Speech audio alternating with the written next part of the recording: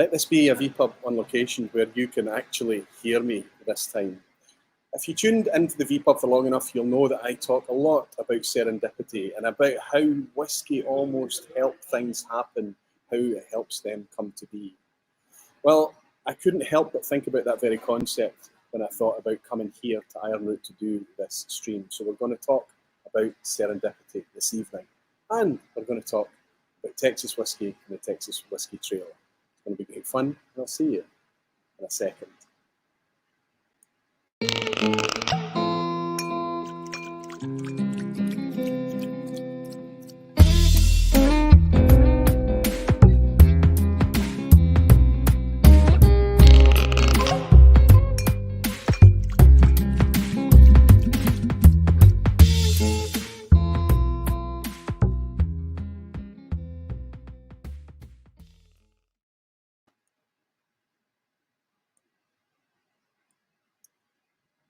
Hello, whiskey folk.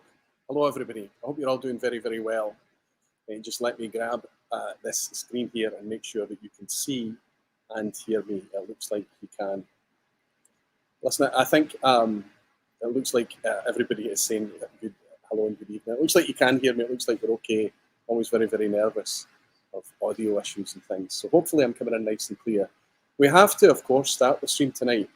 Throughout the course of today, I've been travelling around and having fun and things, but the news came in from back home, of course, that we lost our Monarch. And for a lot of us, and certainly a lot of us across the Commonwealth and back home in the UK, that comes as a bit of a shock.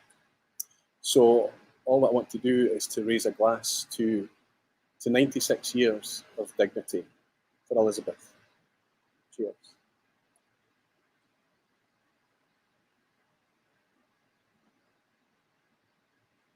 Anybody welcome, everybody welcome. It's another vPub on location. These things are always a wee bit tricky. I'm always a wee bit nervous about how they play out, but I'm looking to you guys, and hopefully somebody's been able to watch this streaming live and I'm coming in nice and clear and you can see and hear me okay. There might be a wee bit of noise in the background, but that's because we're in a working distillery. I'm looking about, everybody's saying that it's sounding okay, so that's good. They're not distilling right now, which is really nice. It's a lot cooler in here and a lot quieter, but there are still some apparatus running in the background. As long as you can hear us, it should be absolutely fine. Welcome everybody, welcome to another Thursday night. I need to remember as I speak to all of you that it's Thursday night. For me, it's the middle of the afternoon, of course. I'm in Denison, Texas at Ironroot Republic Distilling. I wanted to do a live stream on location to make use of my time here in Texas. And I didn't spend any time thinking about where it should be or who it should be with. I wanted to reach out to these guys. I wanted to talk about what they're doing, where they've come from, how they've come about. It's a fantastic story in itself. And also the amazing whiskies that they're making, not just bourbon whiskies, but malt whiskey, corn whiskey, and fantastic spirits outside of the whiskey realm as well. There's a huge sense of family here. There's a very organic feeling about the place, about the products, and that's kind of what I want to talk about. I want to talk about Ironroot, I want to talk about their story, but I also want to talk about us as Scotch drinkers and how that affects us.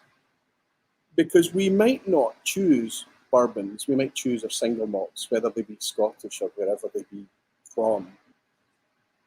But the more spirits, the more whiskies, the more flavours that you encounter, I think, that it helps you to enjoy whatever lane you choose to enjoy your whiskey in. It helps you to enjoy that more. All the flavours that I've been tasting today are very, very powerful, dense flavours. But I think what's really interesting about them is that they are very of the place. Now, we're not going to talk about terroir tonight. We're not going to talk or lay heavily on even provenance or anything. We're just going to talk about the product that they have come to make here at Ironroot, here in Texas and here in the United States. It's a fascinating thing. It's a scene that is exploding, and I know that a huge proportion of my community is very, very interested in it. That's what the focus is going to be on tonight, but I'm going to jump into the lounge right now and welcome some of you, beautiful whiskey folk and dedicated Bathwise. Got it right this week. Nice. Nice to see you all. Nice to welcome you all in. I hope you're all doing very, very well. I hope you're sitting somewhere comfortably and have something nice. What do you have in the glass? Are you on theme tonight? Are you sipping something local? local to me. Jed Smith is in. Good to see you, Jed. He's saying, evening, Roy. Everything working just fine. Thank you, Jed. Nice to have the reassurance. Max Kreitner is in as well. Fantastic, Max. Good to see you. Jimmy Legg is, of course. Evening, newest Texan. Not quite there yet, but I'm going to work hard at it, Jimmy, over the next few days. Good to see you, buddy. I hope you're doing well. John Della Cuisine is in. Good to see you, John. And my friend Rob Halford is here too. Rob, I hope you're doing well, buddy. Whiskey with Molly Ben. Good evening, Roy. Good evening, Ben. Dan Fordham is here. Good to see you, Dan. Joe Prestera is here too. Good evening, Roy. Like the backdrop, indeed. Look at it. But what you can't see on camera actually is a fantastic, pretty large. I mean, it's a small pot still as pot stills go, but it's really imposing. It's probably the thing that draws your attention as you come in here. So I'm going to try and take some photos and share it on social media and things like that. The pot is actually behind us, but in terms of getting an Ethernet connection and things, we're here, and we've got a really nice column still, a set of column stills right behind us here. We'll be talking a wee bit about that a bit later too. Thanks, Joe. I'm glad you're enjoying it. Andy C is here. Good to see you, Andy. Petehead Frank from the Netherlands. Good to see you, Frank. Hope you're doing well too, buddy. George L is here. Good to see you, George. Just as it starts to jump, Falsgraf is saying that your home microphone is better, but this is absolutely fine. Thanks, Falsgraf. It's easy to set up at home, right? You can tweak it week by week. I've got a mic sitting as close to me as I possibly can, and it has to be in a place that when I bring other folk in to talk to them as well, they can hear us. But Falsgraf, as long as you can hear it, it's all good. Stefan Novak is here. Stefan, my friend, good to see you. Welcome in. Ian Bose, Neil Sengupta, Chris Brown, James, yes, she passed away today. The news came today that Elizabeth died. So absolutely, he's shocked to discover it, yes. Whiskey Straight Al is here. Good to see you, Al. I hope you're keeping well too, buddy, over Northern Ireland. Oh, no, you're not in Northern Ireland, are you? I've confused you with the other Al, haven't I? I think I have. Alistair Gray's here from Spacing. Good to see you, Alistair. And I think of somebody, Jesse Artinsalo, is celebrating being a member for 10 months. I hope you have a great time in Texas, Roy. I'm looking forward to it, Jesse. I'm here at Ironroot, which is really quite far north in the state, almost in Oklahoma. And then tomorrow I head south. We go to Austin, and Saturday is, of course, the annual, it's a whiskey festival, honestly speaking, but it's a very YouTube-y focused whiskey event. Something I look forward to every year. It's the Bastard's Ball down at the Crowded Barrel. Obviously the Whiskey Tribe headquarters down in Austin. We'll be there on Saturday, and then Sunday evening I travel home again, so it's a quick stopover. This is a privilege to be able to do this while I'm here. This is fantastic. This is something that I appreciate not everybody gets to see, let alone live stream from. Sandro's here. Good to see you, Sandro. Hope you're well, Roy. He's saying, ciao, Roy and malt mates around the world. Great to see you in Texas. Enjoy. Cheers. Yeah, it's really, really great to be here. I'm going to try and keep things neat tonight, and I know that you're going to be laughing because I say that all the time, but just consider the amount of effort that goes into just setting. It's not me setting up a camera and a mic and a light and things. It's really in order for them to accommodate something like this. They're not producing today because of this, because of a YouTuber guy, and Jesse from Stillet has been in filming as well today. And just to consider that hospitality, that accommodating side of things, so that the community, so that folk can see in, so that they can hear the story. I think it's wonderful, and I realise that it's a privilege. I hope that all you guys enjoy it too. Okay, I'm going to try and keep the chat up here as best I can, and I'm going to welcome in a couple of the guys from Ironroot here. This is a compelling story for me. I first met Jonathan and Robert, and back in 2018, I think, when the first ever Bastards Ball that I came across to, I met these guys and I heard about their story and the products that they were making and things, and that was all very interesting, fantastic. And then you dig a wee bit deeper, and then you dig a bit deeper, and then you hear about their connections with Europe and their visits to Scotland, and you hear about how it all came about, and I thought, this is compelling. And then I got to try their whiskey. Very compelling. That was 4 years ago. Things have moved on significantly since. Like I said at the outset of the intro, I can't think of Ironroot and not think about that concept of serendipity, that idea that whiskey is going to find a way. And I feel sometimes that the Likarish family is mere tools to whiskey's greater plans. Anyway, I'm going to welcome in my friends Jonathan and Robert. I'll skip over to this seat, guys. I'm trying to keep the noise down in front of this mic. I'll turn this so that we can hear. Let's have a wee look at that. Make sure that we're all in shot here. Close enough. All right. It's not going to be a nice sound on the mic, but it is what it is. We make these things work. Jonathan, fantastic. Thanks for welcoming me here. Cheers. Thanks very much, Robert. Nice to see you both. Nice to see you. I'm always struck by you guys. I recognise you both, and sometimes I get your names confused, but I'm better at it now. But you have a third brother as well now, don't you? We do. He's adopted, but he's still redheaded. Will we find a way to involve him a wee bit later as well? Of course, I'm talking about Josh, but you'll see what I'm talking about there when we get Josh involved a wee bit later.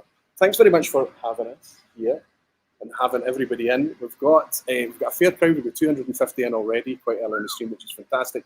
Nice to see everybody. I don't want to miss that chat from my friend in Taiwan, Jeff Whiskey. Has bought me a wee dram to say, looking forward to your Texas tales. Enjoy your trip, Roy. Jeff, fantastic, buddy. Thanks very much for your dram. I'm looking forward to hanging out with you, Jeff. Despite him being in Taiwan, which is, I think, about 8 hours ahead of me in the UK, he's getting up at about 5 a.m. in the morning to join in a vPub in early October, which is amazing. So thank you. Here's to all our efforts to make this thing actually happen. Cheers, everybody. Thanks. Thanks, Jeff. Thanks very much, my friend. Cheers. That's Okay. I spent a month in Taiwan in college, so I absolutely loved it there. Another a wee dram from Jimmy Legg as well. Did they know about the vPub? Do you guys know about the vPub? Oh yeah. I pop in and harass him from time to time. I think I failed a quiz before. Yeah. Yeah. These guys, I have to say, I don't feel like I'm sitting here with head distiller. I don't feel I'm here with a distillery founder, owner, creator, dreamer. I think I'm actually sitting with folk that are part of my community. And that's over the years of us chatting and hanging out, get to know each other, things like that. But you are very much part of the community. We've just off a discussion about that very thing, about how you've been able to blur the lines between producer and customer. You need to see it much more as a kind of valuable symbiotic relationship, and let people understand the transparency, lead them in, let them try the product, let them be as transparent as you can possibly be. But you're also barflies, you're also part of my community as well. I mean, when you're an enthusiast, you tend to, because again, Jonathan and I will tell you, like, the vPub quizzes, like, we failed most of them just because knowledge of esoteric Scottish stuff, I don't know it. You could send me a picture of most of the Scottish distilleries and I couldn't recognize most of them. Well, I'm hoping that you've got a chance of passing the vPub quiz tonight. If you fail the vPub quiz tonight, I think you might end up with a redder face than me. So, I mean, I don't want to hit, but yes, it's very kind of location centric. But the typical questions that you're used to will be in there as well. Yeah. So it's always going to be a bit nerves. I'm going to banana peels. I'm going to set the scene here because I think this is a compelling thing. I'll just set a scene and I'll let you pick it from there. Christmas dinner table. You're all sitting around. Right, the reason they're laughing is they don't know. We've not scripted any of this stuff. We're just going to go with it. You're sitting there, law degree in the offing, right? You're just ready soon to be had. Yeah. Engineering as well, multiple degrees, biomedic and everything. It's incredible. Sitting there at family dinner, and one of you just pipes up something that changes the course of your own personal career forever, but the whole family. Tell us what happened. So, give us a year to start with. So I was from 2009 to May 2012. I was in law school. It was the 3 years of law school. After 2 years of completing law school, I had realized that maybe going into law was not what I wanted to do with my life. And we had years before visited a small distillery called Dry Fly at a family reunion. We actually went to a Thai food restaurant that was in the same shopping center. And, distilleries and shopping centers. Shopping center. Yeah. We wandered in there, and I know we talk about it all the time, but there's this warmth that copper has that stainless steel is beautiful, doesn't have the warmth of copper. Our family, you can just look at that guy and look at the big guy in front of us, but our family has always been in the copper industry. Our dad, he's been a miner or in the mining industry for copper and zinc for his entire life. So we've always had copper around us. And so when we walked in there, my dad got with my brother and was like, hey, you need to retire. This is what you should do. I'm like, yeah, sure, that sounds fun. When we retire, it'd be a fun thing. Fast forward to me, a year out from 1 semester. less than a semester We out. can call that the seed, right? It's been just that the dry fly Planted. seed, right? Yeah. Was planted. And then I realized, I was like, oh, crud, I'm going to graduate, but I don't want to do this. So I started really just like figuring out what the heck am I going to do with my life after going to law school, paying for that. How am I going to pay for all those loans and everything else like that? And I think at the time your idea was to go back to school. Yeah. But then John replanted the seed inadvertently because he tried to make a joke. And he looked at to try and kind of break, because Robert saying this in the middle of Christmas dinner was kind of a uproar at the table for a second. Yeah. Marcia did not have a heart attack that day, thank God. She has a strong heart. When he said he didn't want to be a lawyer. She'll outlive all of us. Yeah. That John jokingly said, what are you going to do? Go start that distillery you guys been talking about. And Robert didn't take that as a joke. And so he's like, yeah, that's what I'm going to do. So this seed's been germinating over your time at school. You're working out obviously you must have been fans of spirits. Spirit at that point. Whiskey, I was very, very new to whiskey. In fact, I think I was still drinking Crown Royal mostly. Right. But on the spirit side, that's actually where the very first love of spirits we had was actually cognac and Armagnac. My parents, after Jonathan and I graduated from high school, decided that they were going to start drinking. Because they didn't really drink when we were growing up. Like Dad would have these really terrible, what they call malt liquor beers. Yeah. Remember Tequila? Tequila is, for those of you who don't know, it's like Zima essentially. That's what our dad would drink. Occasionally, if we went to the beach, that's when he would drink. Or at Thanksgiving dinner, we'd have a glass of wine. That'd be it. That was the only time they drank. And so after graduating, they got into wine. And when we go to the wine tasting with our parents, they would end up just go around, and my wine palate wasn't developed at the time, so I'd be hanging back, and so the guy would grab my dad and myself, take us to the back, and next thing I know, he's starting to pour cognac and Armagnac for us to start drinking. So I first started really drinking and understanding spirit through brandy, which is kind of ironic as a college-age kid that's drinking shots and all the gross things in the world. He was watching political debates and drinking Armagnac at a young age. At a young age. Well, and getting that idea of a distilled spirit, a higher strength spirit, a higher proof, and appreciation for that type of thing.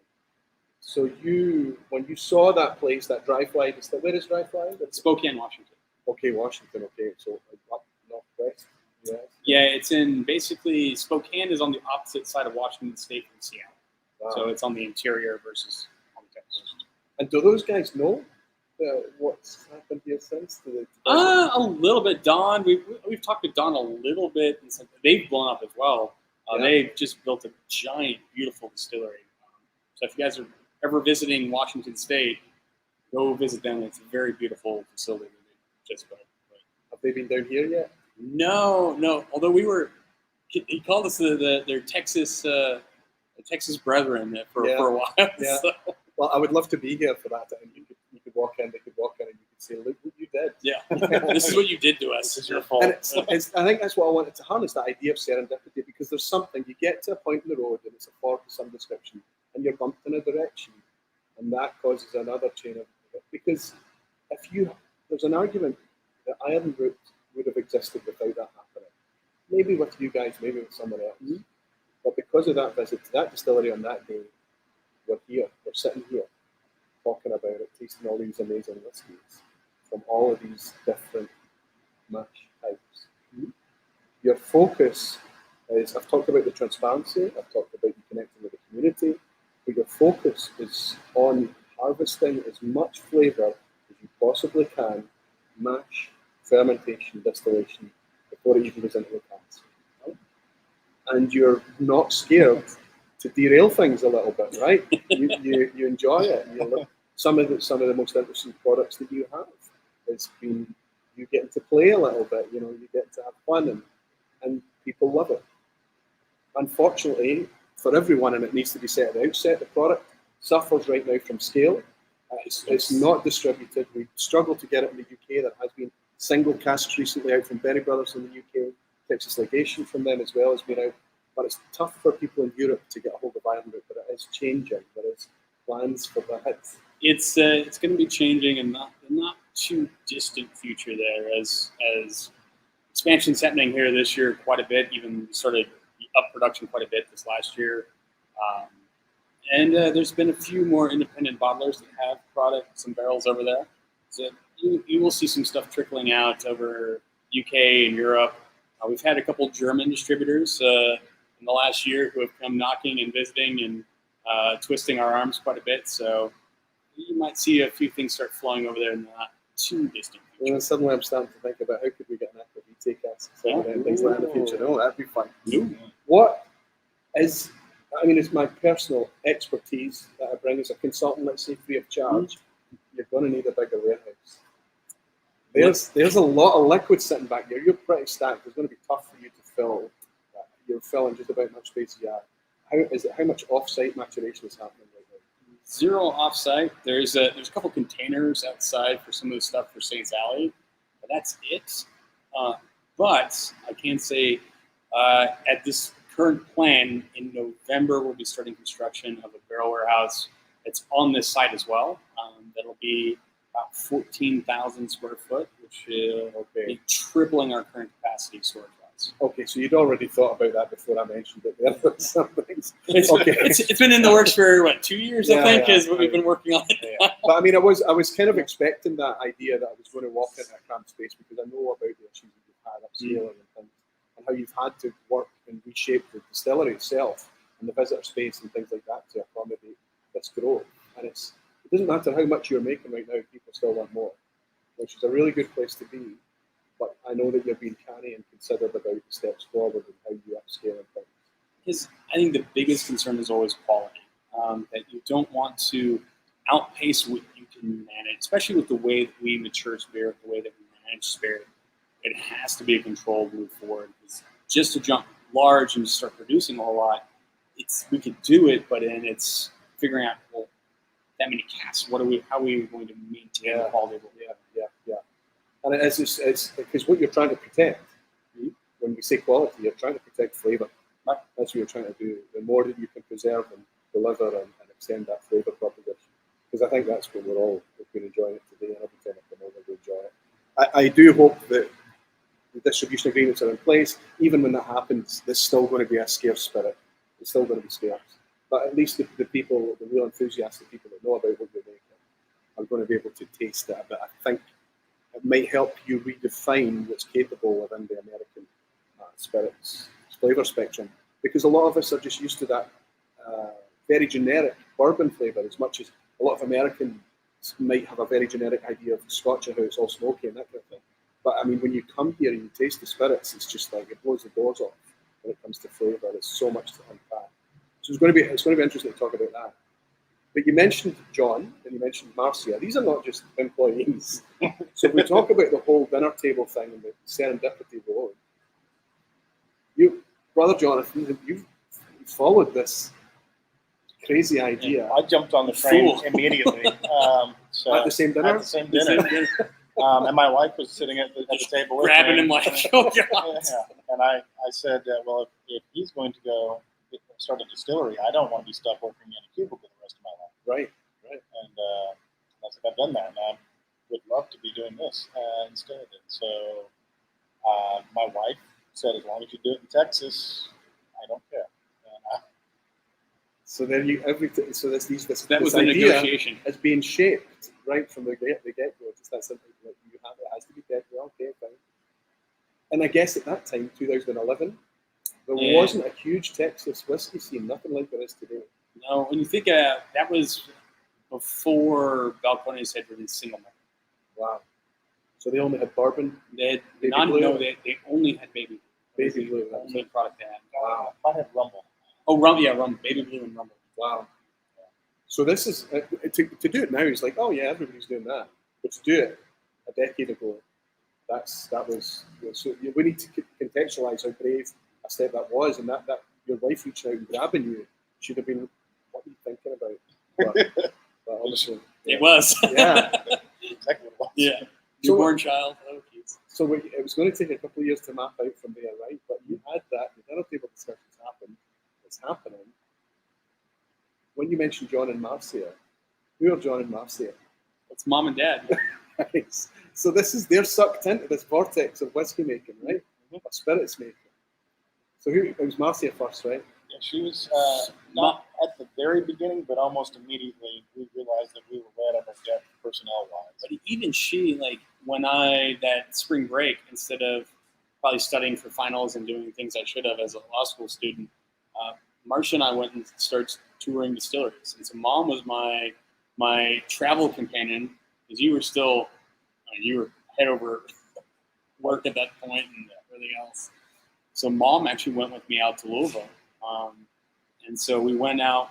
She ended up stopping at Starlight Distillery out in Indiana, which is just across the river from Louisville, because at the time, the owner of there, Ted, he was the head of the American Distilling Institute, which was the craft distillery kind of group. Sure, yeah. I think there was 400 distilleries at the time that were part of it. Now there's 3,000 now. But yeah, no, so we went and stopped and met with him. And so, because Marcia and I were going to do the Kentucky Bourbon Trail where you go see all the big distilleries, we walked in right before we were doing the tours out in Louisville. And he was like, if you're starting a craft distillery, don't go visit all the big distilleries. So that's not what you're doing here, unless you have tens of millions of dollars. And we're like, well, nope, definitely don't have that. Yeah. And he was like, go visit the small distilleries, go visit the small guys, go visit Vendome. And he really gave us a lot of really great advice. Like, what you're doing, you need to go see who's doing it at the scale that you're looking at doing, and really talk to them, because they'll give you a lot of advice. And that's, I'd say, one really wonderful thing about the small craft distillers in the U.S. is they've always been very open to sit down and talk to people. There isn't an option to do it in Texas. It doesn't exist yet. With the scene, it's still Balcones and Garrison. That was it. Yeah. So you went to because there's whiskey production, small scale whiskey production all over. You mentioned over 3,000 of ADI now. And I'll be honest, I didn't even know Balcones existed. I had heard of Garrison, and I planned to go visit him in the summer. Yep. So that was the plan, to come down to Texas, and during that time was actually when we found out about Balcones, which is a whole nother serendipitous moment that we'll talk about later. But it was like that first trip is going and visiting Vendome, visiting small distilleries, has shaped a lot of kind of. No, you can't. I don't think we can skip over that. There's a wee blind challenge that I want to do. Like, not for you guys tonight. You'll be off. Don't relax. You're not on the blind challenge. But there's a couple other guys here I want to do for that. But you can't just skip over that serendipity. There's a serendipitous story about the guy who was was it a food truck or something he had, and he ended up going off and malting barley, and now supplying you with malted barley. Jonathan talked him into it. Right. Well, I tried to get him to do it. So basically, Matt Drew he started. The first time we met him, he was looking for a place to put a coffee truck, and he was doing gourmet coffee, and he's really good at it. And he was dabbling in roasting his own coffee. Roasting grains, okay, right? Yeah. And so I kind of said we want to do it on a larger scale, and I said, if you're going to roast coffee, you might as well get into malting and roasting malt. It's pretty much the same thing, I'm pretty sure. And it was me trying to get some malt out of it. Pretty much, but so he actually started looking into it, liked the idea, and then left. So he was left and went to Canada and learned how to malt. Yeah, for a much bigger company than us. He learned how to malt, and eventually he's worked for a couple different malting companies. And some of the stuff that where he ended up at was coming out of Butte, Montana, which happens to be where my parents were born. Our parents' hometown. And that's where they grew up. And so it was funny because I was like, Butte. Butte. It seemed like it was so far removed from the situation. So some of the single malt we've made in the back is made from malt out of Butte, Montana, where my parents were originally. And you made that happen over a conversation in the car park that changed somebody's career path. Yeah. Again, it's all these bizarre little bumps that happen. It's not you. You're not the guy sitting at the dinner table. This is me. It's whiskey that's doing this. It's like, I need somebody to make more of me. When it does happen, it's just me and my nonsense. I know it indulges me. Listen, I want to say, James DeGulio, good to see you, James. Good to see you, buddy. He's bought us a dram. He's saying, after a bad round of golf, there is never a bad day of whiskey. You're right, James, especially when you're sitting in the spot that makes it. I'm having a Harbinger, which is absolutely, I'm just like the 45% one. We're going to be going up through the gears, I guess, as it goes on. But this is fantastic. Tell us a quick synopsis, a quick story about the Balcones. Why was that serendipitous? You tell me you didn't know that Balcones existed. We didn't at the time. So I was getting ready to go visit Garrison Brothers for the first time. We really wanted to understand spirit making in Texas. So it's a very different region, and we had started doing some study, and we'd done quite a bit of study at that point. So we were going down to Garrison, and on the way, we'd seen the story, it was by Googling, of the story about Balcones in Waco. And this is, again, before they released single malt, before anything. Waco's about an hour from here? Hour and a half or so. Yeah. And so we're like, yeah, let's stop on the way. And on the way, so we sent him an email, and it was like, well, they didn't do tours or anything like that, but stop in anyway. If you guys think about starting a distillery, stop in. And through that relationship, got to know the founders there. That's why we have such a great relationship with them to this day. But they helped us out again, sourcing chillers and boilers in the long term. Wow. And really gives obviously they do some really amazing things, and really were some of the first that really undertook of trying to approach maturation in Texas differently. It was very inspirational. And putting Texas in big bold letters on the label of the bottle, and not kind of trying to just throw it's bourbon, not selling the spirit first, but selling where the spirit is made first. And originally, Texans in general. and they avoided completely making bourbon initially because they wanted what they were doing to be different and be like, this is not bourbon. Don't expect that. This is something unique and something different. Yeah. And they were the first ones that approached it that way, which for us was talking about, let's look at what we're doing and looking at it differently than traditional American whiskeys. Absolutely. How do we do something that's flavor-wise, character-wise very different? I think two of the biggest influences they had on us early on, and best piece of advice they gave us, was one, originally we were going to just have the still behind us. And the question came up, why don't you have a still that's dedicated specifically so that you can have a whiskey making still? And we had never really kind of thought about that until that was brought up. And so the reason why we have this more Scottish style pot still sitting here is because of that recommendation. And then, in fact, we'd actually done our original order for this still from Forsyth with Balcones when they ordered their now larger stills. To piggyback, yeah. We were going to piggyback on it. About 3 months after this initial kind of order got put together, Forsyth contacted Balcones and was like, yeah, actually our entire production has gotten bought out for the next 2 years, so it's going to be 3 years before we can even build this. And we were like, we can't wait that long. We can't wait 3 years to make whiskey. Yeah. And so we went back and contacted Vendome, and because of Ted Hoover at Starlight, told us to go visit Vendome years prior on that trip through Kentucky. Marcia and I had walked in there, and they were like, hey, so, what type of still you're wanting, or what type of, how much you want to produce? No idea about any of that. Had no idea the difference between pots and so new in the journey, didn't know anything. But they still, for whatever reason, put our name on the list because there was a waiting list. And so when we called them after Forsyth canceled the order, You got on the list. we were ready to be they were about to call us because we were 2 weeks away from production. So And if that's not serendipity, because you blindly just bobble along with some, it's like that ball that goes down the lane, it's going to go in the gutter, but somebody's put the buffers up, the little inflatable buffers up, and it bounces back on. It's something is happening, something's going to make sure that it's happened, and you end up with a pot still, despite Forsyth. And I think that's still the issue for Forsyth here, still. at that time in Vendome, it was a 2 year wait for a still in general. But we had started 2 years prior. Incredible. Yeah, incredible. And so, unfortunately, 2 years later, we had learned enough where Jonathan was able to really look at and actually design a still to our personal preference of what we wanted out of the spirit. And amazing. So, I mean, if I need to take photos of this, and I can put it up and show people on socials and things. And we talk about this is really pretty and glistening and shiny and things.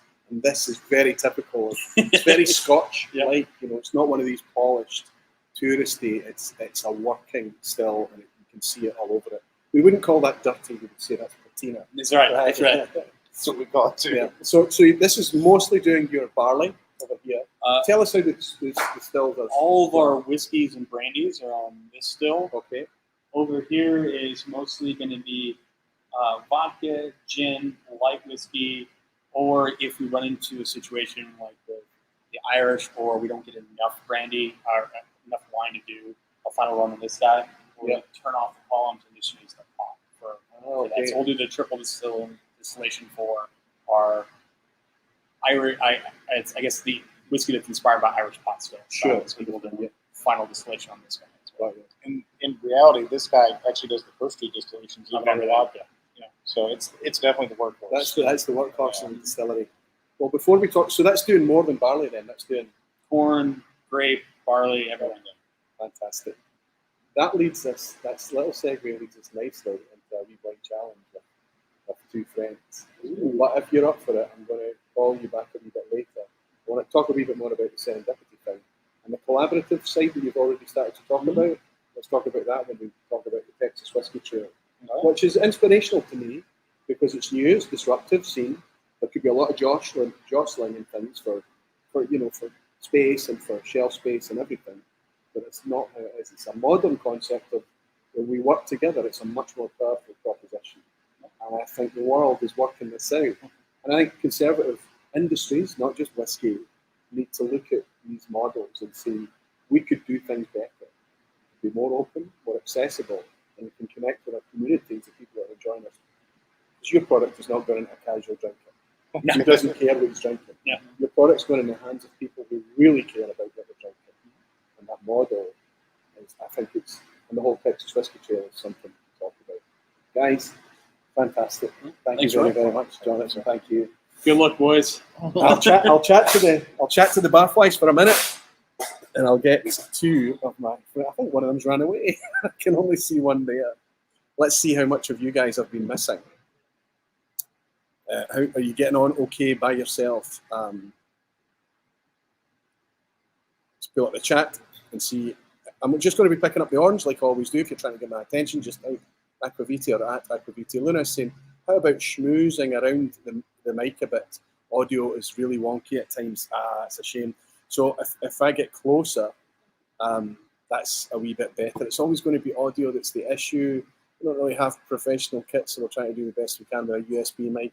Hope you can see me a bit better. And Helen is saying, is that dirty? Absolutely, it is. It's quite a grubby looking thing, but it's attractively grubby, beautifully grubby. The Alchemist Sevi is in saying, get the boys to ship more Ironroot to the UK. The Berry Brothers release a couple of months ago was magnificent. Good for you, Sevi. You managed to get your hands on some as well. I'd love to see a bit more Ironroot coming over as well. I've been pestering these guys since I met them to get more whiskey to the UK. Things will come in time. Samuel Smith is saying, so is that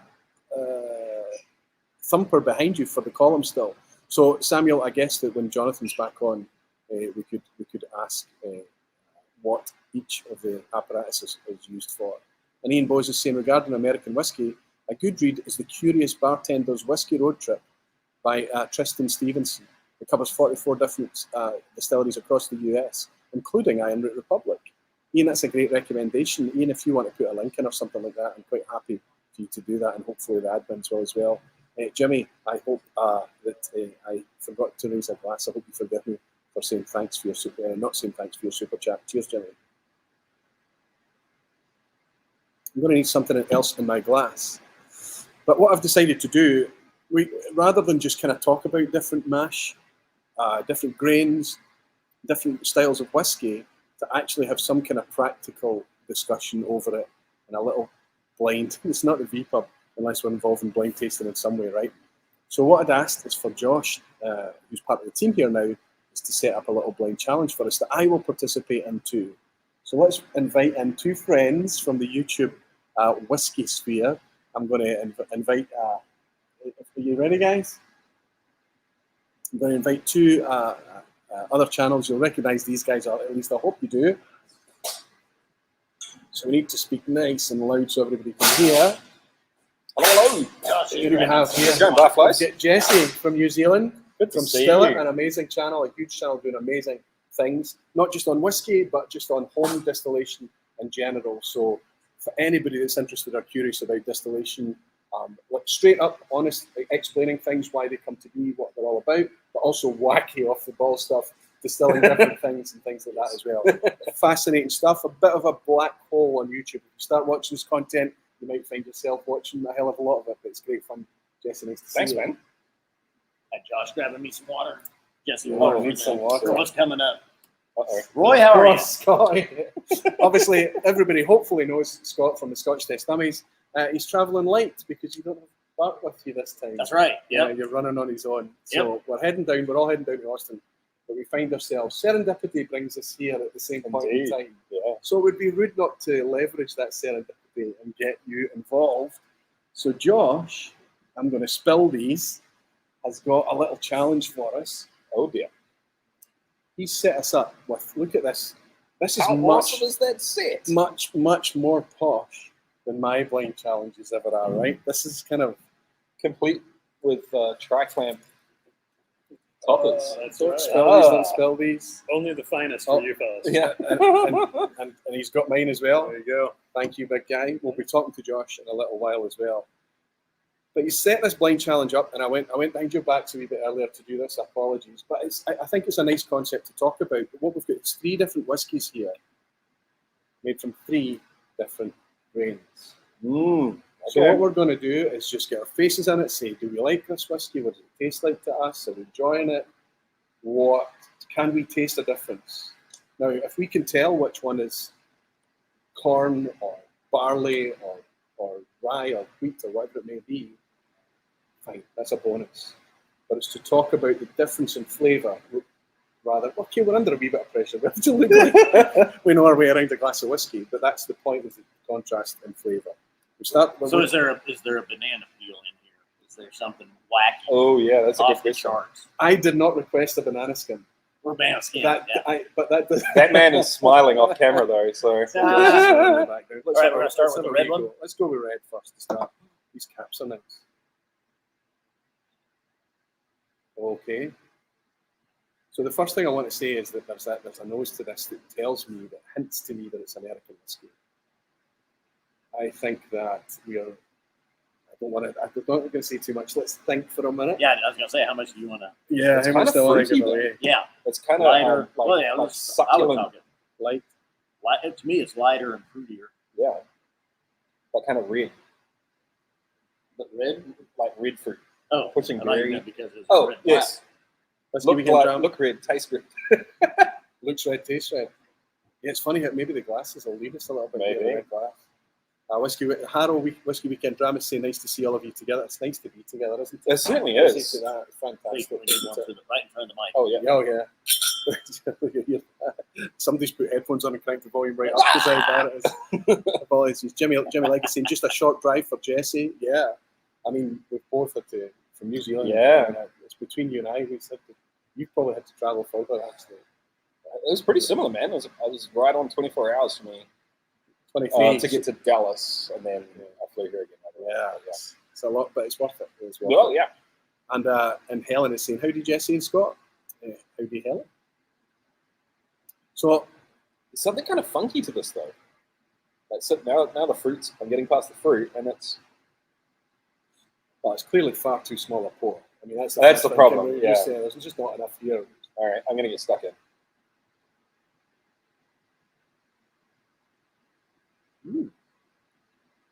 Okay. Lighter and fruitier. Definitely on from the nose. Mm-hmm. Nice rich tail end on this though. The finish. Okay. Are we going to go through all of them before we start to make any predictions? I've got a gut on this. I think this is barley. Really? Yeah. I think it's corn with a whole lot of something like that. I don't think it's corn. I'm with Roy. You This think is it's malt. barley? This is malt Really? barley. Wow. I trust him. You're a bit worried. Okay, where are we going next? Gold or black?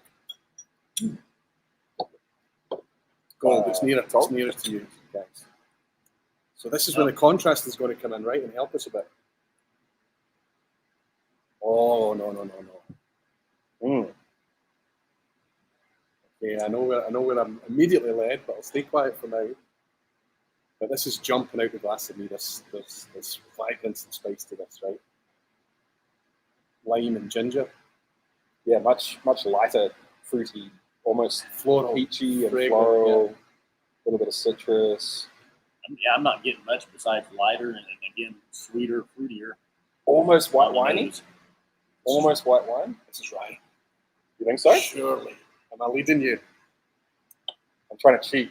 It's like a potpourri of ginger and lime and herbal and fragrant and grassy. And I'm leading you. Whoa! That's not what I was expecting. Yeah. Spiced.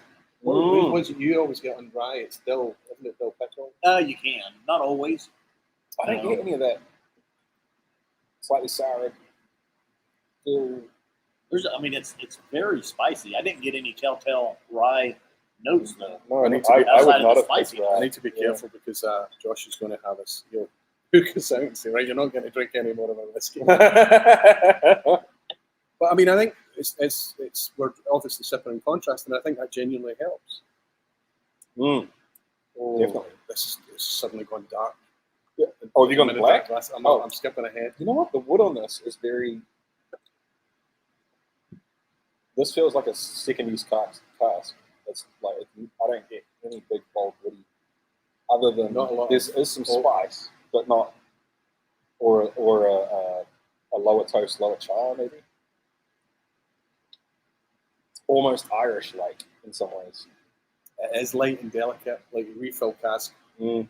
I would agree. More Anyway, sorry. but thinking about grain. Anyway, let's go in for the black glass. And immediately I went into the black glass. Things are darker, but I mean, on the nose, this is it's a much more heady thing. It must have just got plugged up or something. You're not getting anything? No. Well, we did have very, very delicious but spicy Yeah, you set us up with that, tacos didn't you? for lunch, right?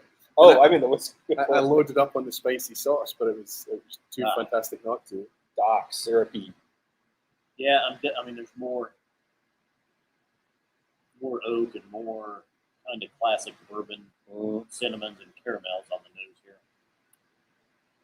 Mm. This is dense and thick. Almost chewy. Still lots of spice on this too. Yeah, I'm sitting. More barrel spicy though. I So think, what maybe. I've been searching for is that super sweet giveaway of corn. Yeah. None of these, all of these are balanced. None of these are extreme ends of the style. These are all balanced whiskies. But I have a hunch that these might be all Ironroot whiskies. In which case, I have. Oh no, they are all Ironroot. Oh, they are? I hope Okay. they're all Ironroot whiskies. We may have. Okay, they are. here, but Okay, so We the got hallmark thumbs up. of Ironroot to me is that everything. This is going to sound horrible. Everything tastes a little bit like everything else. Not in that it all tastes the same, but there's the a DNA. telltale- There's a trait. and also even the corn whiskey has aspects of single malt and brandy in the corn. Like, do you know what I mean? No, I They get bring it. the- That DNA. they bring there's the best something, parts and, of everything. again, it's almost like we're talking about people using the ingredients to make the thing that we want to make. But actually, what comes out at the end of it is taking care of itself again. It's going to be what it is. Yeah. And if it ends up having a DNA or a family vibe or feeling that unites it together, it's probably not been designed. It's incidentally there, I think. It'd be interesting to get Jonathan and Robert's take on that. But I guess exactly what you're talking about, not just Ironroot, but generally. I feel like these guys don't necessarily go after the traditional flavor. Yeah. You know what I mean? Like they're not going to make Yeah. a bourbon that And tastes. also ran. Yeah. Yeah, they put their own spin on everything. This to me is dusty corn. I think this is corn for sure. I feel like, I'm ready for a red face. The more blind taste that you do, the more red faces that you have, the more Exactly. Yeah, whiskey's Yeah. there to teach us humility, right? Yeah. So, but I'm ready to go with Which one did we start with? Red, Oh, right? the red. Yeah. I think it's the malt. We need to go Yeah, back have you in. gone back to it? It's a lot more spicier after you have other whiskey on your palate. At first, it was pretty sweet and fruity, and now it's a punch. I've got other whiskeys on my palate. Yeah, I see what you mean. But Is it different? I think it's the creamiest, It is It's the definitely. most cereal. And reach in there, but I need to explain what I mean by cereal. I'm thinking about a more kind of nutty, porridge, creamy, oily style. I just got big menthol off this out there. Oh yeah. I didn't see that before. So maybe I think maybe you're right. I think maybe this might be right. So I think I'm gonna stick with my gut. Malt, rye, and the black one is corn. I think that's what I'll go with. Stuck anyway. I would agree with you, other than I think that's too easy. See, that's the thing about blind challenges. Yeah. We don't go on our gut and just the honesty of it. We go on trying to second guess, Pull it apart other and read banana everyone skins else. and all that kind of thing. Mamuka's bought me a dram as well. Cheers, gentlemen. So glad to see so many great people together.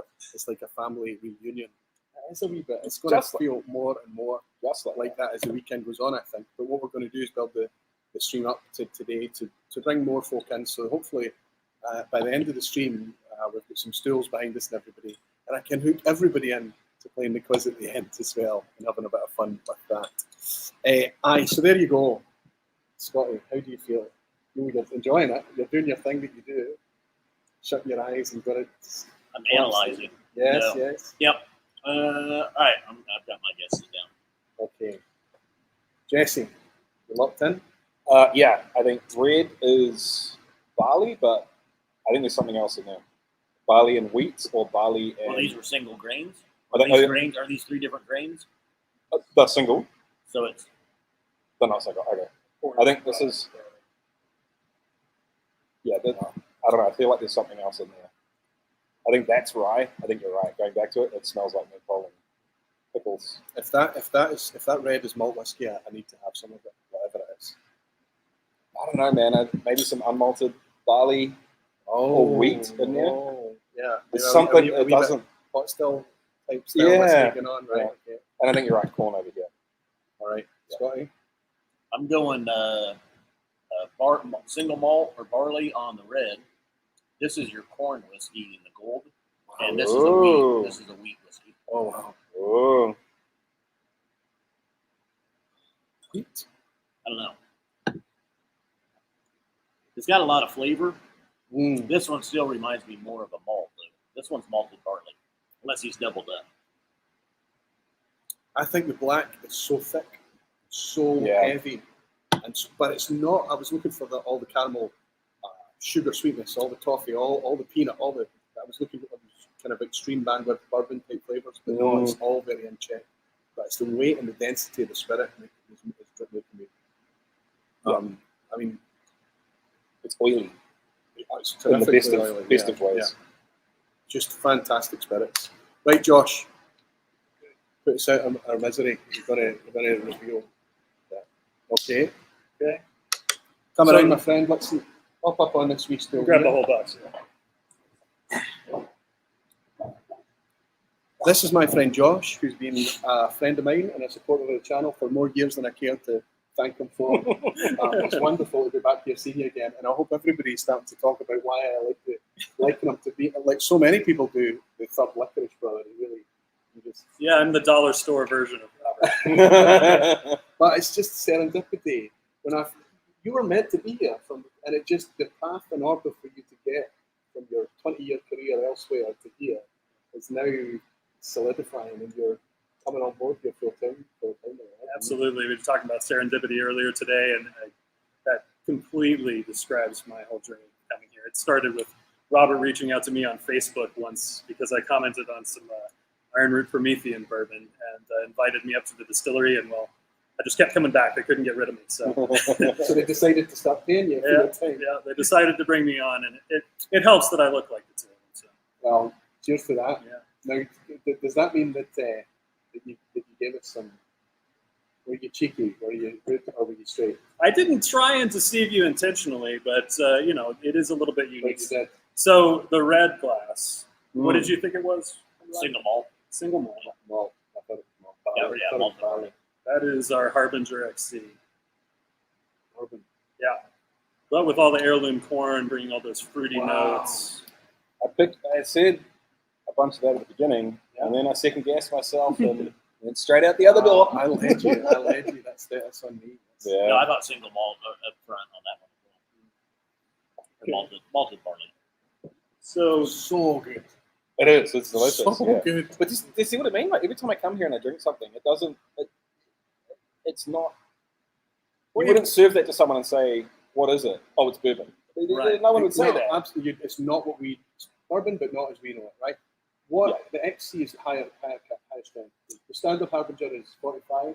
So the XC stands for 90 in Roman numerals, so it's 90 Oh, that's proof. So it's 45. So this is the standard.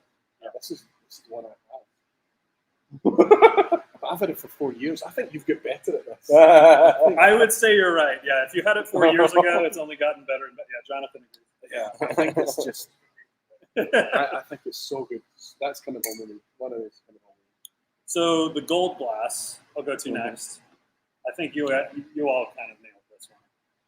That's our Saints Alley, the Nobleman Rye, which we finished in Sakai wine cask, a Hungarian dessert wine. That's where you're getting all the spice. Actually, I went with corn. I went with corn on that one. Was this the one I said? Because I wasn't getting the normal rye. Maybe the notes. wine bringing you the sweeter.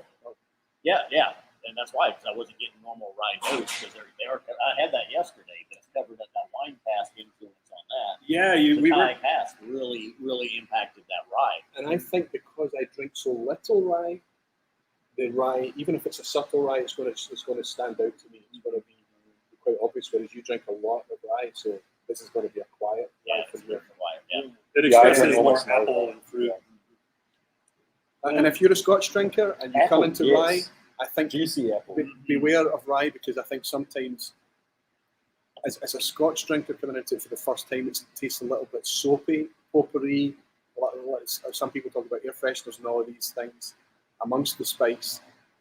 If that is rye whiskey for you, it's not the case for this. No, This is very balanced, very light, slightly brittle. So it's kind of like almost there's a bit of fizz on the palate too. Breaks up a little bit. Lovely, accessible, easy. What's the ABV on this? That is 107. Wow. 53.5. Thanks. I wouldn't have picked that. No. No way. I'd have said 45, right? At 50. Yeah. Max. Yeah. Okay, Incredible. So the black glass, this was where I got a little bit tricky. It is a malt whiskey, but it's done in a Irish pot still style. But a little bit more spice on it than I remembered. I've had that. Dude, we had these all up. Yeah. All backwards. Incredible. So what is this? So that's a partnership we did with a bar down in McKinney, a town just north of Dallas. It's an Irish-style pub called the Celts, and they wanted to do a red breast, malted and unmalted single pot still style whiskey, but in Texas. And that's the one. That's the one that I said was dark, and heavy, and thick. And so it's that the weight, the oiliness is probably maybe coming. This is me trying to backpedal now, right? From the unmalted barley component in that is maybe going to bring a bit of that kind of weight, that density about it. I don't know. I need to take all of these home. I don't have enough space in my luggage. Every time I come here, it's the same. Right, now we need to do it. Favorite to least favorite. What would you say? Oh, God, don't make me do Well, you that. should have done that before we knew what they were. Yeah. Okay, Least favorite doesn't exist. It's just just pick one favorite. What would you've got one bottle, but only one that you can pick. So what we'll do is we'll just put our hands over it, and we'll just after three we'll just take a glass away so we're not leaving each other. Okay. Hold on. Give me a second. Give me a second. I've always liked your style, Jesse. Or lack thereof. Right? No, that's tough to. Yeah. Right. After a countdown, we'll take away our favorite. And we're leaving our favorite hand. No, we just take away our favorite glass. Oh, we're picking up our favorite Take glass. a favorite glass. Pick up a favorite glass. 3, 2, 1, go. Oh. I'm going to fight you for this one. Cheers. Fantastic. Again, and I'm sorry I feel like I led you with that one, but it's not a typical bourbon. Anybody thinking, coming to that Harbinger and thinking, oh, here's a bourbon whiskey. I think it's also could be the bourbon whiskey. You don't know. But if you're somebody like Doc McAllen Finer Rare, who's not keen on bourbon, but is big into Scotch, this is a bridge.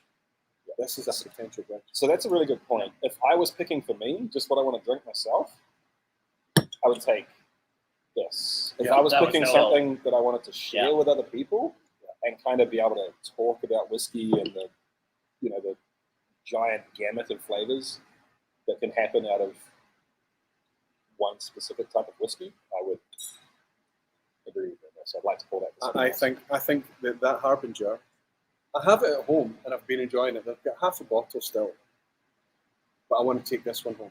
This is a different prospect from the 2018 Harbinger. It's quite amazing. Do you remember which bottle I took to the tasting we had in Glasgow? Bart and I come over? The Ironroot. Hubris. Yeah, Yeah, it's yeah. 100% corn whiskey. And this is I don't remember. I think it was 2 years old or something. 28 months, I think. 28 that months. was. It blew the room apart. Everybody was shocked by the density of it. They're literally picking up. It was the tombstone-shaped bottles, the old style. Yeah. They're picking up the bottle and they're staring at it and they're flipping it over and they're smelling it. And they're going, "This can't be. This is alchemy." And you're in a room full of crazy Scotch drinkers drinking. Right. The theme for that gathering was epiphany whiskies. Mm-hmm. We had to bring whiskies to share with everyone that blew us away. And it was all blind. Everything was enjoyed blind. Mm. And you know when you do a blind tasting in a room, it falls silent, and you know it's not like you know that everybody's going, "Oh my God," they've all collapsed inside the glass, and that is the moment from that Ironroot whiskey. It's this young pup of a corn whiskey, and everybody's going, "This is new. This is amazing." Yeah, I was like, "Please, can I have some more?" It is amazing, and no, you can't. That was it. One bottle you brought along, right? Yeah, for the tasting. Incredible, incredible. Guys, thanks for being such great sports. Yep. Jesse, thank you. Thank Still you. it. I'll put the link in the channel in the Oh, description down below. Of course, thank I will. Not that you need the help with you're exploding, but you're doing amazing things. Thanks, man. And Scotty, it's always amazing. Yep. Always amazing. Yep. I need to write down Austin tomorrow. You up for that? Yeah. Josh, Well, you're not going away. You're going to take Jesse's seat. Oh, Okay. there you go. And anybody that is going to Austin, I was going to say, because you introduced me, Scott, with the Scotch Test Dummies, but I'm actually pulling double duty this weekend. Scotch Test Dummies and SMWS. We'll see everybody in Austin down there. So Scott is now part of the team running and developing the business for SMWS in the US. So you're wearing your SMWS hat this weekend. And so that's half and half. Well, after It's a this, Scotch Test Dummies shirt and SMWS hat. this sounds good to me. After the stream is finished, I'm off fire and I'm on vacation for the rest of the week. You've still got work to do. Okay, thank you, buddy. Here you go. Take your drams. Finish your drams. And I'll finish Jesse's. There we go. Terrific stuff. Thanks for putting that together, Josh. Where's Robert? Is he free? Is he available? Let's jump in and make sure I've not missed too much of the chat here. I've been chatting. Oh, you've been fielding comments as well. Doing my best. That's amazing productivity as well. It'd be nice to talk about, as we slide into this kind of Texas whiskey thing, the fact that you're even in the chat just now is another testament to the thing that we were talking about over lunch earlier. Community, right? We all talk about community, we throw it away. Community. What does that actually mean? For me, you guys embrace community from the get-go, almost from the start, almost like you were part of it before you had a thing to talk about. So to step away from it would have been a louder statement than you staying in, right? So you're still part of that same community. I'll be streaming a vPub at night, and it'll pop up Robert Likarish, and you're answering quiz questions and stuff, and you're failing miserably. Yeah. But that's compelling to me. Number one, because that guy I met in 2018, despite the scale, you haven't upscaled the business, and you're so much busier, and your time is so much more stretched. You still enjoy coming in and being part of that whole dynamic, right? I mean, it's the community that you guys have created it's fun. Like it's you feel embraced. Yeah. I mean, there's just so much kind of. I love talking about all different scotches, some of the different bourbons and stuff with everybody in the chat. And hey, what are you tasting? What's new? What's interesting? Like, I mean, that's what I love about it. And the answers are widespread. They're myriad all over the place, right? So yeah, it's fantastic. The second point I wanted to make is that if I go live at 9:45 at night, 6 hours, you should have been working rather than the vPub. Sometimes I start working very early, and so by that time, I'm pretty much done. If you'd Watching Jonathan what he's doing. if you'd followed your law degree and been in a some law firm somewhere, somebody would have picked up that you were in a whiskey live stream instead of working. But now you're on boss, and I can't get yelled at too much for doing it. So It's not so much a job as a lifestyle. It's work. Listen, I'm going to take whatever's got. Can we raise a wee glass for a couple of fellow barflies? You need something. Yeah. In fact, let's pour us something that we haven't had yet. What would you? Yep. Let's This do guy? that. All right. You ready to go heavy hitter? So this is the Harbinger amped up. This is the amped up Harbinger. Well, So it makes sense to put it in the same glass as the. This is a good bottle to pour to wish a couple of the long-standing, long-term barflies a happy birthday. Yeah, thanks to my buddy Menno out in Belgium for the shout-out, by the way, because I had no internet connection, wouldn't have known this, but it's Graham Young's birthday today. So I'm going to raise a glass to say happy birthday to my friend in Canada, Graham Young, who's been, as long as you've been a supporter of this channel, and Graham's been around as well, an incredible guy to be able to share a birthday with. And also our friend Tim Medley.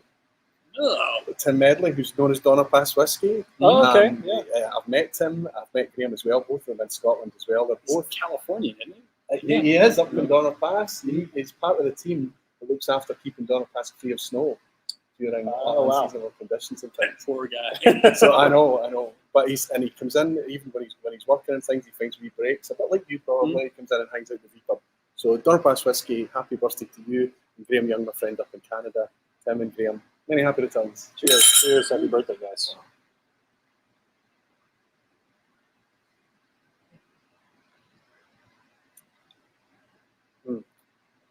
Yep. Oh no, maybe it's this one I need to take home. Yeah. But that's what that does, is it brings that, it's still balanced. It's crazy.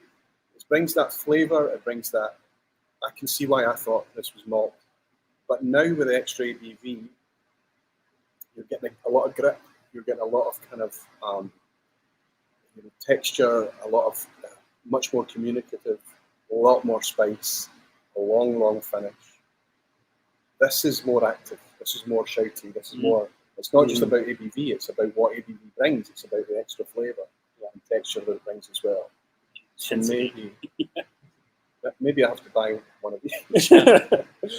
How much does this retail for in the US? We sell that for $74. That's the most expensive bottle we do. Which is about £60. Yeah, that's the most expensive thing that we do. I said we're very, very price conscious. I mean, when you're talking about, this is an amazing whiskey that I absolutely love, but it's still it's 5, 6, and 7-year-old that are in this as far as age. And so when we're looking at it and balancing, I mean, obviously we do have higher angel share and we deal with a lot of those things, but it's about maintaining balance so that I can afford my own whiskey when I need to, but also just, I think that's it's enough for us to make the profit that we should off of it, and it gets a really great whiskey out to people at reasonable pricing. I have never had this discussion with you, but everything that you've just said, because I know you and your business, makes sense. Yeah. And there are other producers out there that are doing the same thing to the best of their ability to price fairly. And it's difficult. As soon as you get in the hands of supply chain and distribution and the retailers, they're making the markup and they're taking it. You don't get it all the time. No. But, Most of the time we don't. that's right. But you're still the single most expensive thing on the planet is integrity. And I think that it can't be bought. When you go forward like that, that is amazing to hear. That being, I had no concept in my mind that was a $74 bottle. Because I'm tenderized by the market and what prices are doing to us now. And it's the collectors are ambivalent. They're just buying it up and doing what they always do because they have plenty of money. But for most of the whiskey folk out there, whiskey is a more sensitive topic and we need to be careful. It just makes it slightly more frustrating for me that is attainable. If it was available, I'd be able to afford to have that on my shelf permanently. Right. Yeah. That's ridiculous amount of quality and flavour for $74. That's incredible. Thank you so much. But I mean, you talk about age, and I think that the new explosion of the way that we're coming into whiskey now has taken the focus away from age. Right. When Scotch whiskey was laid down for years and years and there was too much of it, overproduction, it became the thing to talk about how old a product could be. Right. So that when they struggled with capacity and the opposite flipped. When they came back with non-age statements, there was cynicism, correct cynicism, because the transparency wasn't there. You're stepping forward and you're not even talking about the age. You're just asking people to look at flavour, and then they're shocked to discover the age. It's incredible. It's just that's so. What does that mean next year? So if that's 74. So XC generally is about $35, 32, $35. So the red one that I picked is my favourite. Mm-hmm. That I talked about the balance, and I talked about the flavour. I talked about how it's a $35. Yeah. Right. Honest to God, I mean, anybody that's what we'll talk about this price thing. There are people out there that's got a different idea about things. That's why I'm here. Thank you. Anyway, and I'm not trying to sell anything. I never try to sell anything with vPub because we can't buy it. Unless you're local here, unless you have a supplier somewhere in domestic US, we can't. I know it's frustrating for everybody, but it will. Serendipity will kick in and you get some of this in your hands at some point. Does their ABV go up or down in the cask in Texas? It goes up somewhere, doesn't it? Exactly, Jimmy's asking. I think it's a great question. I've missed a super chat, haven't I? Has it just come in? So, Jimmy, to answer your question really fast, it goes, generally we go up in proof. We've had 1 year where it's rained so much, there was so much humidity that the proof did slightly dip. And I think it was year 2 that we've been here. Every other year, proof has gone up. Some years it goes up quite a bit, depending on where it's at in the warehouse and stuff like that. We do have because we employ élevage in our own special way, we do actually, a lot of times we will take barrels, and once they start becoming more tannic, more woody, obviously the higher the proof and the faster you're going to extract your tannins. So when they start reaching that level, especially in the outer parts of the warehouse, we actually will drop proof in cask. Wow. So we water in cask during the course of maturation, depending on what we taste. So just to contextualize that, if Scotch drinkers, if we're used to drinking Scotch whiskies and our typical whiskies, we've got more alcohol evaporation happening in the cooler climates than water. But here in the hotter climate, in a shorter space of time, you're dealing with water evaporation over alcohol. Right? And it's more due to humidity versus temperature. Right.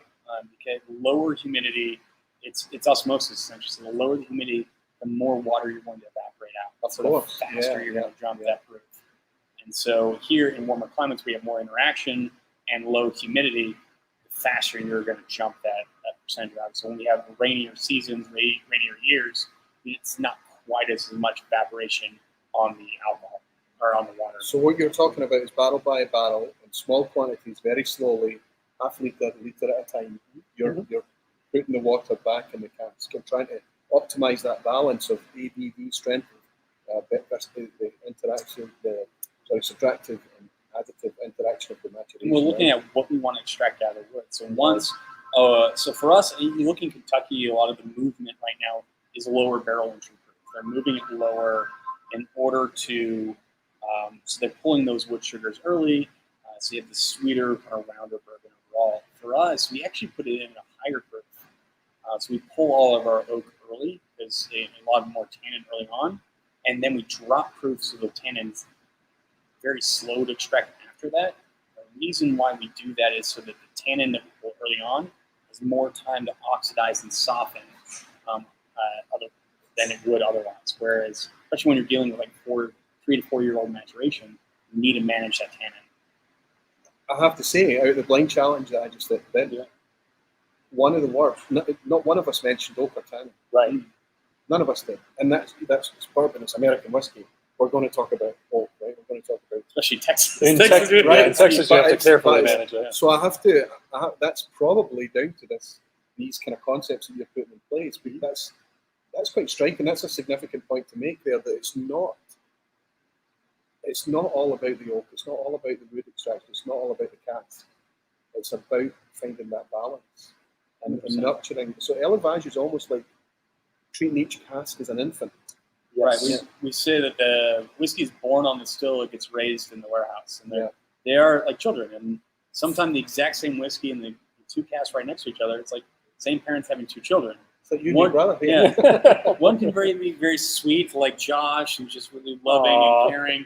And the other one can be very spicy and very herbal and sometimes we got to get a little bit more balance in our lives. But as a parent, it's your job to raise that spicy child. I'm going to ask him after the stream who's the spicy one and who's the balanced one. You have to raise that. Our job is to make sure that spicy child is still a spicy kid because you don't want to ruin who they are, but it's to make sure they grow up in a well-balanced way that expresses that kind of unique character, that spicy character. So it's individual barrel maintenance, which is kind of French technique. I need to speak to Scott and Jesse later about that because that's striking that none of us talked about cannons or drinking those whiskies, and I think in a very, very, in the most positive way it can be. Donnerpass Whiskey Tim is actually in his bottle. Wee dram. Thanks everyone. Just got home from work. Going to celebrate with a sample of Annox 16 that Andrew Butler gave me at Milroy's in May. So Andrew Butler's one of the community from the UK, so he's been into whiskey for decades. What he's forgotten about whiskey, is incredible guy, very generous and sharing, and he's managed to get some really nice. Annox 16 is long discontinued. It was an ex-bourbon, exclusively ex-bourbon mature Annox from Knockdale Distillery. Yeah. We're all heartbroken that it's gone because it was just such a wonderful whiskey. So it's a nice one to celebrate with, Tim. Thanks very much for your drama, friend, and happy birthday. Jimmy is saying, do they put everything in the cask at the same proof, or does it depend on the grain? Well, we'll talk about the grain side because I think you answered half of that question. We've just tried a corn whiskey, a rye whiskey, and a barley whiskey. A mix of malt and unmalted barley. Does the distillate change the proof? We change entry proof based on mash bill, also on cask type. So stuff that's going to be going in some of our Slovenian oak, typically we do slightly lower proof in entry. Corn we typically put in a much higher rate. Typically corn is 120 to 125, especially with our standard ones, closer to 125. So we want that oak to come into those whiskeys early because it's a very sweet distillate.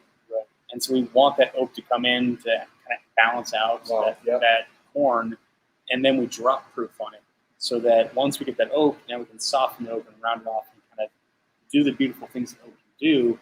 But if you wait longer in the maturation before you pull it in, it becomes more raw tannin rather than really well balanced and managed tannin.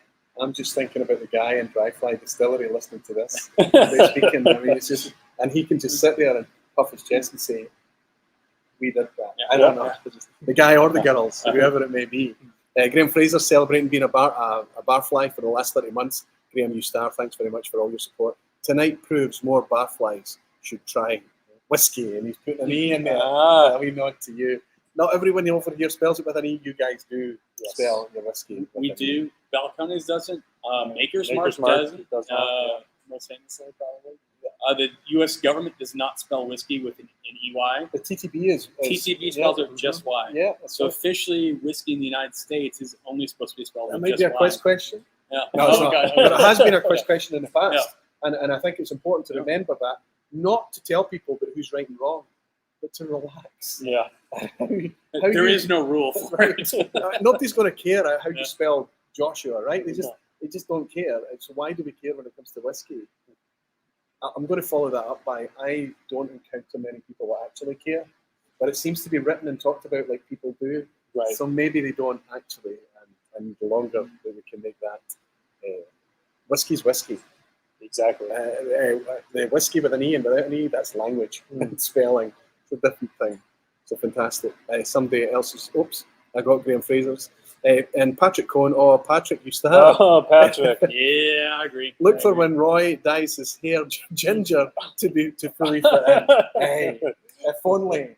I would, if I could have hair right now, Patrick, I would have any colour. I wouldn't be fussy about the colour whatsoever. I would take any colour of hair whatsoever. But it's wonderful to see you. And might we see Patrick at the weekend? Absolutely. Yeah, fantastic. Thank you for your drama, friend. I look forward to seeing you at the weekend. Cheers. Good stuff. So let's have a chat before we kind of swing into the quiz at the end, which you will be staying around and participate then after fail miserably. Yeah, that's okay. Let's talk about this community, this sense of community, this connectedness. And there's 25, 26 plus distilleries now in the Texas Whiskey Trail. That's right. This is not insignificant. This is massive. we know that Texas is huge.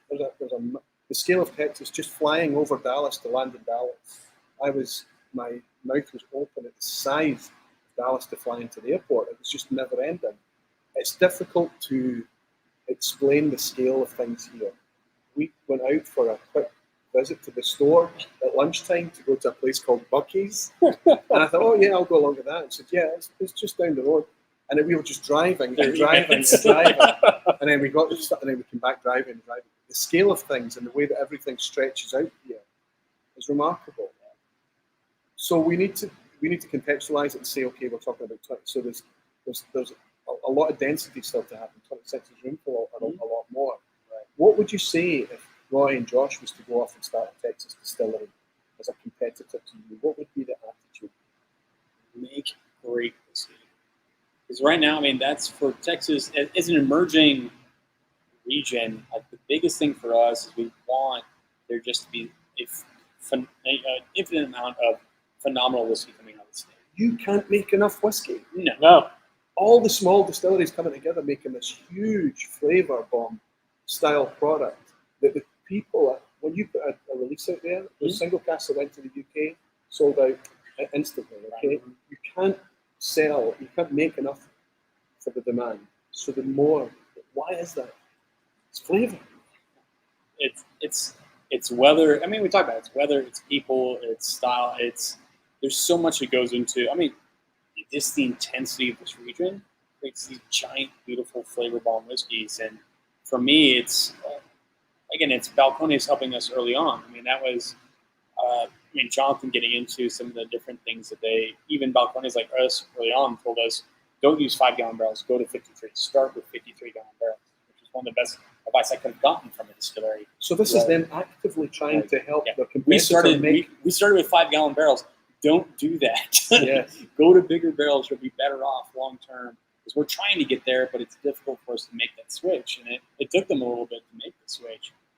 But that was, they helped us with that. They helped us with, again, our chiller and boiler designs here. Like, well, let me ask you, and this is not scripted, this is just coming out of the hip pocket here. How many distillers have you helped with advice?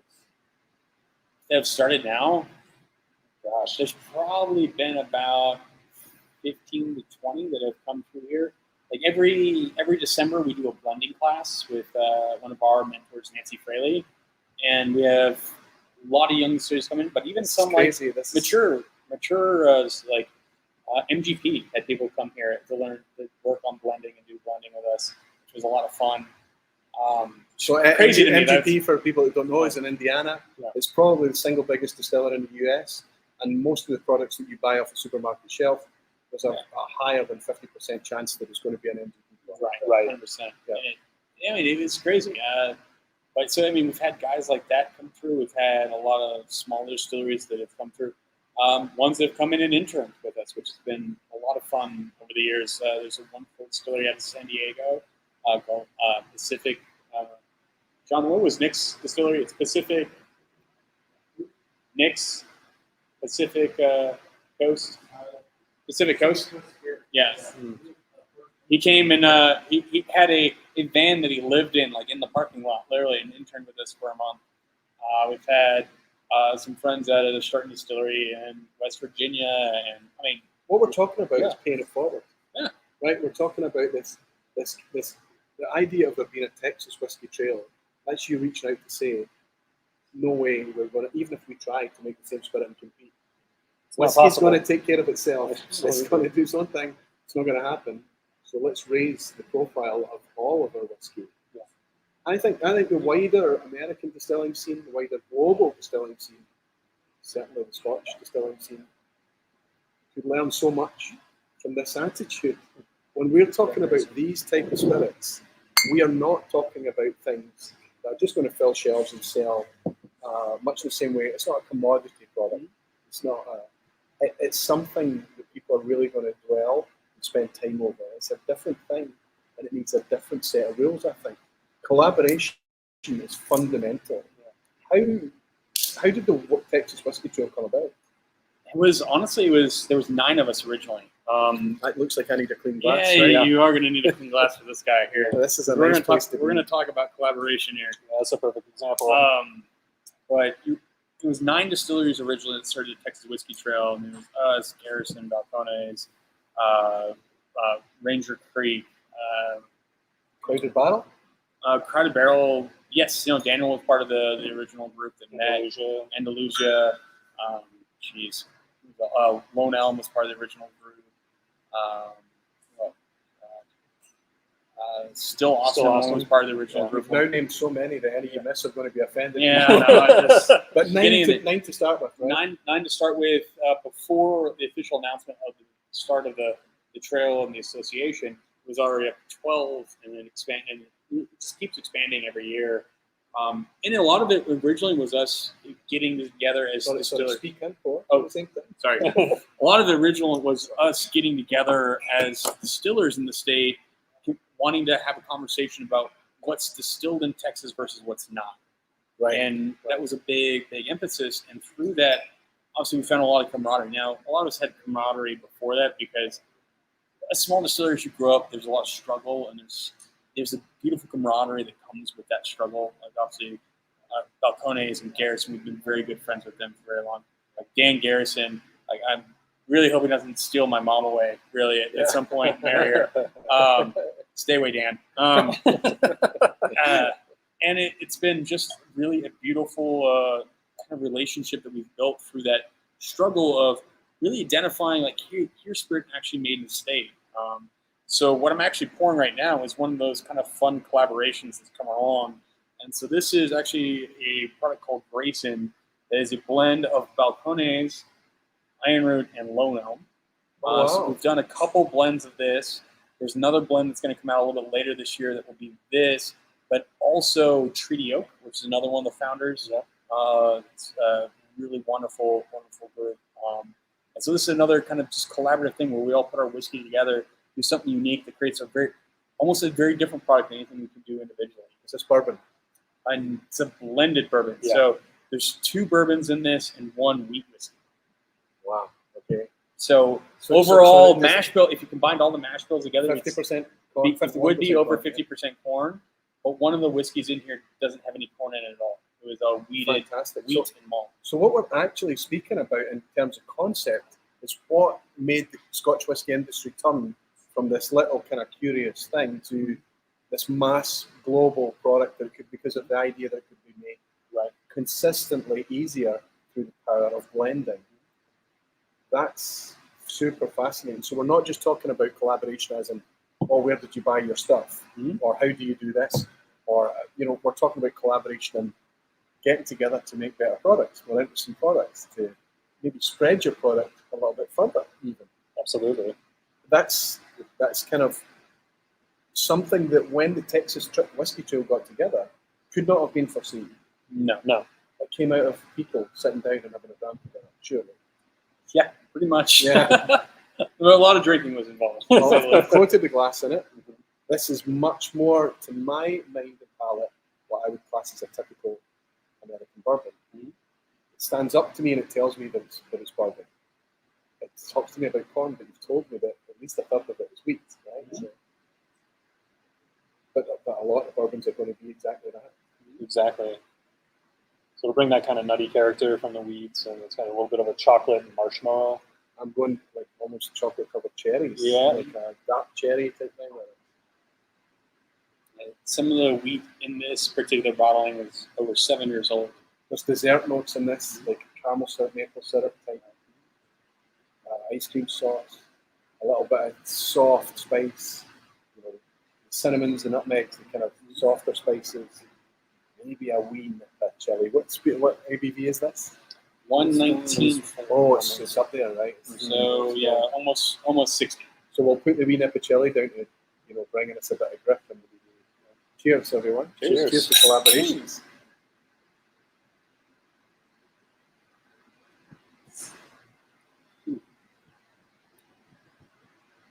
I mean, rich. So heavy. So much fun. But I mean, that's like stuff like this is what inspires me. Just working with other people, working with friends, like that's really And what I love about this industry is that Coffee, syrup, cold coffee, mocha. The sweetness is like it's tiramisu. That's what this is like, almost like a tiramisu thing. It's so good at it. Oh. And again, I mean, I would look at that. Grayson, bourbon, you're marketing something almost like it's just going to, people need to know what that is, to understand it, to see it. It's not, and how much are you selling this for? 65. Again, so that's in pounds. 50. Yeah, something pounds. For 60%, as near as down at 60% ABV whiskey. This is not bourbon. You guys are thinking bourbon, and even if the tasting notes that I've given you, you're going to be thinking bourbon. Doesn't taste like bourbon. This is not what you expect. If you're new to bourbon, you're going to be able to put it in a big category and say, yeah, it's in that category. But just drink 2 or 3 bourbons, and it's completely it's off on its own. And it's about flavour, it's about density, it's about texture, it's about how it communicates. So many bourbons are served up in the UK. 45 is high. But we get standard bourbons at 40% ABV sold in the UK, and it's neutered.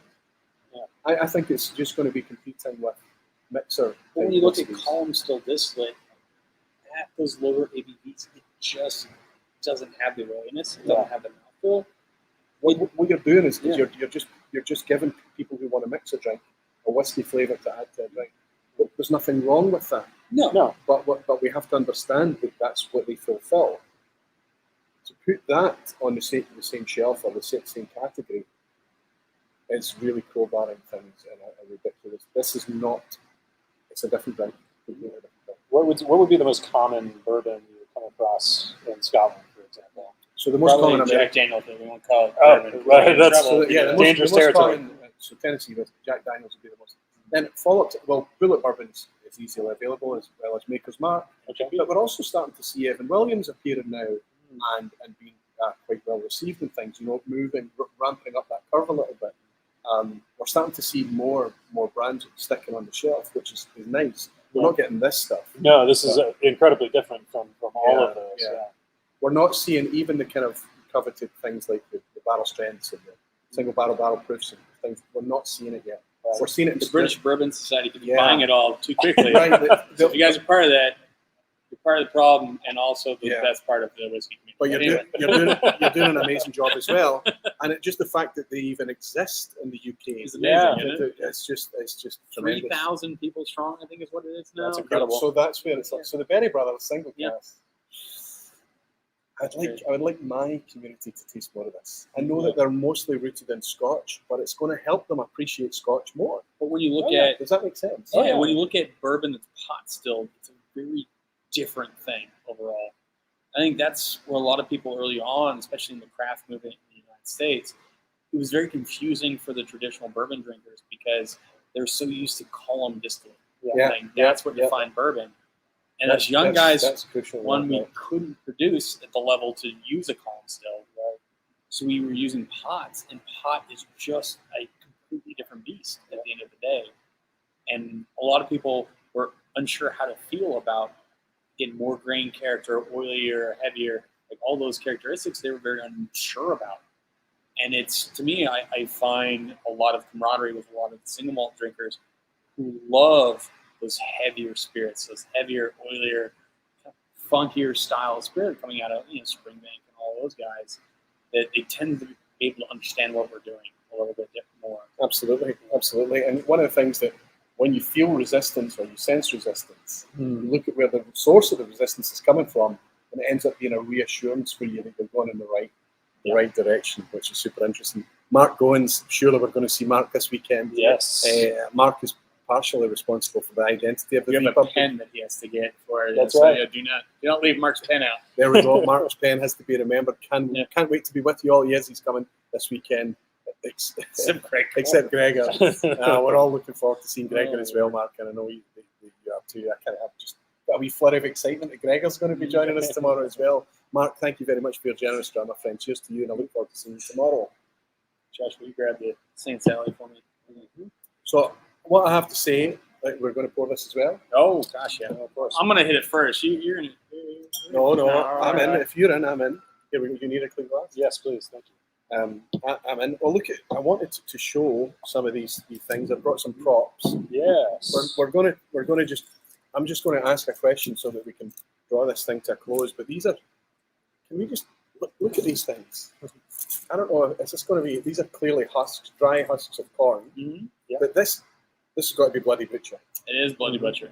And it's the color of blood, thick blood, right? Fresh, Dry or thick or dried blood. it's going to look very, very dark on camera, but this is garnet red in hue. I don't know if you're going to be able to see that. They're using that here. A significant amount of your products rely on that. Yeah. Is this standard? That is not standard. That's actually Wapsi Valley. So if you look actually where the corn is missing, you actually see the cob is red. It's very unique. It's technically yellow corn. It's gold. Yeah. It's because of the red hue coming through from the well, I don't know, the husk. Mm-hmm. You know, you're looking at an overall color of almost a metallic gold, right? I don't know if that's going to come across on camera. It's not. And what's this? Is this? That's bloody butcher. Bloody butcher as well. Yeah. Let me go grab you something. And we've got two of these. Aha! There you go. There we go. Let's do. See, this is glass gem flint. So flint corns are going to be way more expressive of earth, of where they grow. And smaller? On Much scale? smaller scale. They're actually more like popcorns when we roast it. It will pop on us if we're not careful. So yeah, you can actually see that's actually more of a red varietal. If you Google it, you can see like the full rainbow ones. It's kind of a swirl. This one is rainbowy, but it's more marbly. Yeah, you do see it spiral a little bit. Yeah. On the Very cool, but it's very earth-centric in the flavor profile that it gives off. So to talk about different strains of barley or something like that, I mean, this is very visual in corn because it's vaguely the same thing, but the colours are dramatically different. Yeah. What is this? That is actually an atomic orange corn. Atomic orange. So that was a corn that was developed for Africa. It's actually was bred to be very high in keratin. So it's one of the few non-heirlooms that we use or that we have distilled. Yeah, because it's got a cool. Obviously, it's red and orange, which plays into the theme here. But it's one of the. My mom actually grew that for us. It's a really unique corn, and it's just now starting to turn corn. Two. Yeah, the atomic orange. Bozeman, Montana is where they make it. So. What did I miss? So this. So this guy that I'm pouring now, Chris Trevino will be on camera at some point today. But for those of you who watch or are part of Whiskey Tube, the Liquor Hound, he's been around for many years. He's a very good friend from us here in Texas.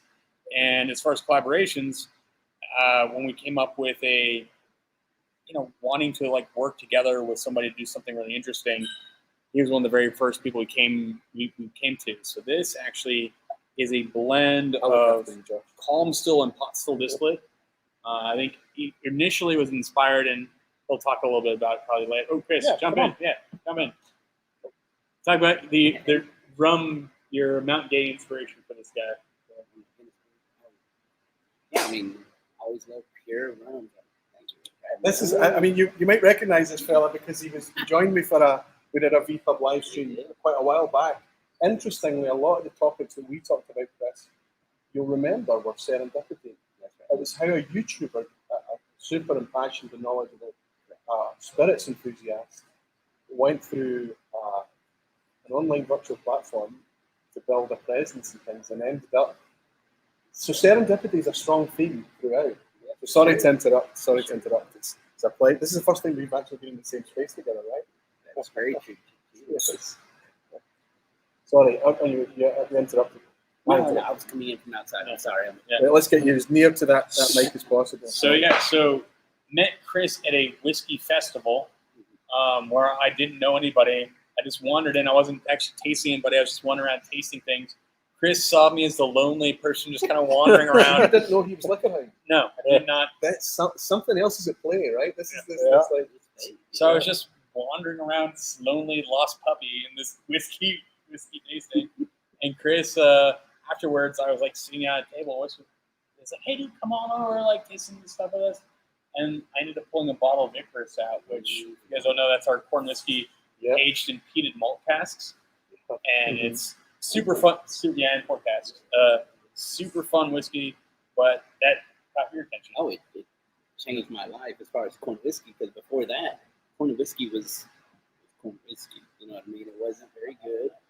And for me to taste that product, I was like, wow, I've got to find out, what this family's all about, what the story's all about. And that's what began me coming up here and learning being part of the family. And it's been a ride, but it's been. We drug him in, essentially. Yeah, well, it's you can't drag anyone in unwillingly. You can't, because you can get them in, but they're not going to perform. They're not going to do anything for you. But he talks about it in a way that not only is he excited about the products he's making, but he's very, very happy to be here and to be part of it. To close this out, to bring this to a nice rounded, I have to just straight out ask, how much of Robert Likarish sitting in this chair right now, enjoying, I mean, you're happy in your work, right? You don't dread Monday mornings, right? Let's be honest, right? No. Right. So It's especially since we do blending on Monday and Tuesday mornings typically. Those are the best days to come into the distillery, honestly. It's really easy. And again, not to say that when you start an enterprise or do anything, especially at small scale and underfunded as you may well be, it's not always easy. There's always difficult parts. There's always parts that are stressful, or parts that you're like, oh my God, what the heck did I get myself into? This was a terrible decision. But sitting here today, after going through everything that we have and being surrounded by the friends we've been able to kind of build and put together, like, I can't imagine living life another way. It's how beautiful. much of it would you put down? It's nonsense. What I talked about, the whimsy of whiskey taking care of itself, and whiskey having a voice, and whiskey having it's just this thing, right? It's just me. Serendipity for us has been 90% of what we've done. The reason why Josh is sitting here, the reason why Chris is sitting here, it's serendipity. Josh randomly showed up with, put a post on Instagram that I responded to, and came up and visited. What happened? Chris found a random kid wandering around a whiskey festival. That's why Chris is here today. Come in, please, Jesse. Come in. Yeah. Connection. My goodness, connection staying. Where's Scott's gone away to? Mom, when we started out, is there another stool? Can you? Yeah, I'm good to stand. Good to stand. Mom, when we first started, didn't drink whiskey at all. She only drank wine. And when we went on that Kentucky trip, found the very first whiskey that she's like, oh, I think I can drink whiskey now. If it tastes like this, I can drink whiskey. Let me do this to the mic, just to hope it can pick us all up a wee bit better. Let's introduce everybody. You've seen everyone else. Obviously, Jesse Scott back again. Chris, Liquaround is the YouTube channel. If you haven't worked that out already, obviously you know his face. I love his annual roundups more than anything. The guy's palate is off the scale. But Off this the charts. is Marcia. And if you've seen Marcia before, it was probably on a tattoo that I put in my arm in 2019, and it didn't wash off for weeks and weeks and weeks. She's now known through a process of, I believe, we'll come to this. I want to counteract the serendipity thing. But serendipity, she's become known as the mother of Texas whiskey. But I'm going to raise a glass to draw this thing to an end. You're all in here to raise this glass, but also I'm hoodwinking you on the stage because at the end. But what I actually want to raise a glass to is whiskey, taking care of things, serendipity, collaboration, Texas Whiskey Trail, all of these great things. But I also firmly believe, best foot forward, if you go, good people put integrity first, the rest is easy. Look at this group that's here today. Exactly. And you know why we met? Oh. Because they're your children? She didn't have a choice. Just three of them, right? It has to do with whiskey. Absolutely. If it weren't for whiskey. Chris will say he's the fourth. So. So let's see what I've missed from any of these barflies before we go into the quiz at the Hey, end. Roy, I'm going to tell you, you're way away from your microphone. Oh, sorry. Where you're Thank you, sitting there Scotty. Thank you, Scotty. I put it talking. on. And I saw a comment somebody said earlier too. So. Yeah, I know. Just The audio's probably been Someone's really got difficult. We're in a working environment. It's Yeah. echoey. It's going to be thin with this USB mic that you brought down, doing the absolute best it can. but we make it work. Hopefully you've been able to get the spirit of things. Mamuka is saying cheers. Oops. Cheers to the only lady in a room. Thank you, and many more prosperous, wonderful, healthy years. Aye, more ladies in the room, please. We could do that. What can you do about that? Well, she's not. Well, she's the only lady on camera Currently. Oh yeah, there's we've got another There's a lady in shy the one background. over there. Come on, Chris, you come in here too. You know, the women in the whiskey are really growing. I just got back from a conference in Louisville With Ashley, which with is our Ashley, but there assistant. were over 400 women, and it was called Bourbon Women, and it was all women, and they were learning about whiskey, visiting distilleries, drinking whiskey, Or in having the a great industry. time. Well, In the here's industry. what's amazing. incumbent upon us all. Women have always been in whiskey. They've always been there. But on the enthusiasts, whiskey drinker side, women need to be visible so that they can come forward and enjoy whiskey from an enthusiast perspective as well. It's incumbent upon us all to that maybe some people want to step forward, but encourage them forward, because that's what's going to make the whole thing much more vibrant, much more. The women have always been there. They've always been there. But we need to get them doing YouTube content, stepping forward in the whiskey clubs, just being a lot more visible. They're in the industry. You're absolutely right, Mark. They're there. Actually, scene- I think the if you go scene way needs to be- back, they've They've always been there, They've yeah. always been there. Yeah. And probably some of the earliest distillers were women. If you read that, Ellen Cummins at Cardew, and Bessie Yes. Williamson at Lefroy. and in the bourbon, I think that that there's a book called Bourbon Women out there by Fred Minute. by yeah. Fred Minnick, and it'll tell you the whole history. So they've been there, but we just haven't been a force. But now we're becoming a force. Well, anyone's met Marcia knows she's a force. Of nature. Yeah, Absolutely. of nature. Wow. And don't leave things lying around. Yeah. Patrick has not. She will drink it. Patrick has not bought us a dram. He's bought us a bottle. Thank you very much, Patrick. I got the good fortune of becoming friends with the Likarishes due to Robert and Marcia's coming to Phoenix, and Rob looking for recommendations. I've been amazingly fortunate because I answered. Hey, aye, Patrick. Here's to being open to opportunity as well. Cheers. Yep. Okay. And Patrick's been up here a couple times that I've been up here. Yeah. More than once. We'll be here for Thanksgiving this year. Yeah. This is my first time here. Unfortunately, the news for you guys. I hope it's not a lot. Anyway, I hope I can make this work. We're obviously going to try and produce a quiz at the end. You guys know how this works, right? It's going to be hard for me to do it with this real estate, but I'll do the very best I can. Let's pull it in. So what I've tried to do is to be a little bit sympathetic, let's say, towards the location. So theoretically, you should be in a better place than you otherwise normally would be. But of course, the downside to that is that if you get these wrong, you're going to end up with much more egg in your face than you otherwise would have. So a few, in case you haven't worked it out, a few of the questions tonight are going to be about. Let's get rid of that. That's for the. Oh yeah, no, we've got the ABCs here. So I'm going to give you all a little stack of ABCs, so we can see what you're committed to. ABC.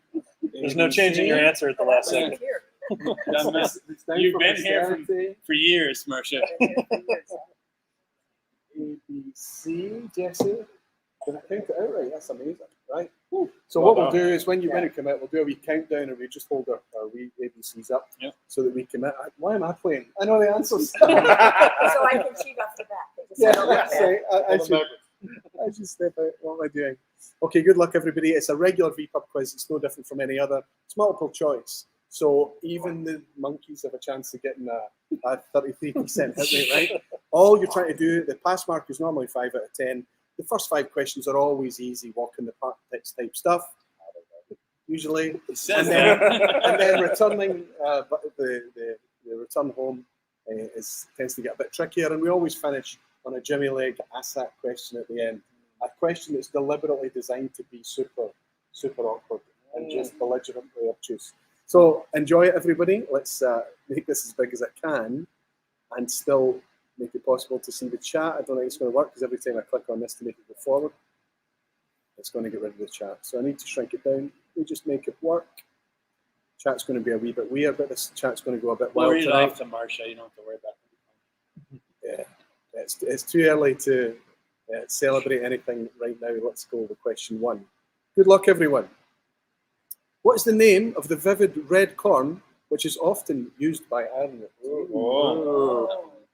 Better get this. Is it A, Jimmy Red Corn?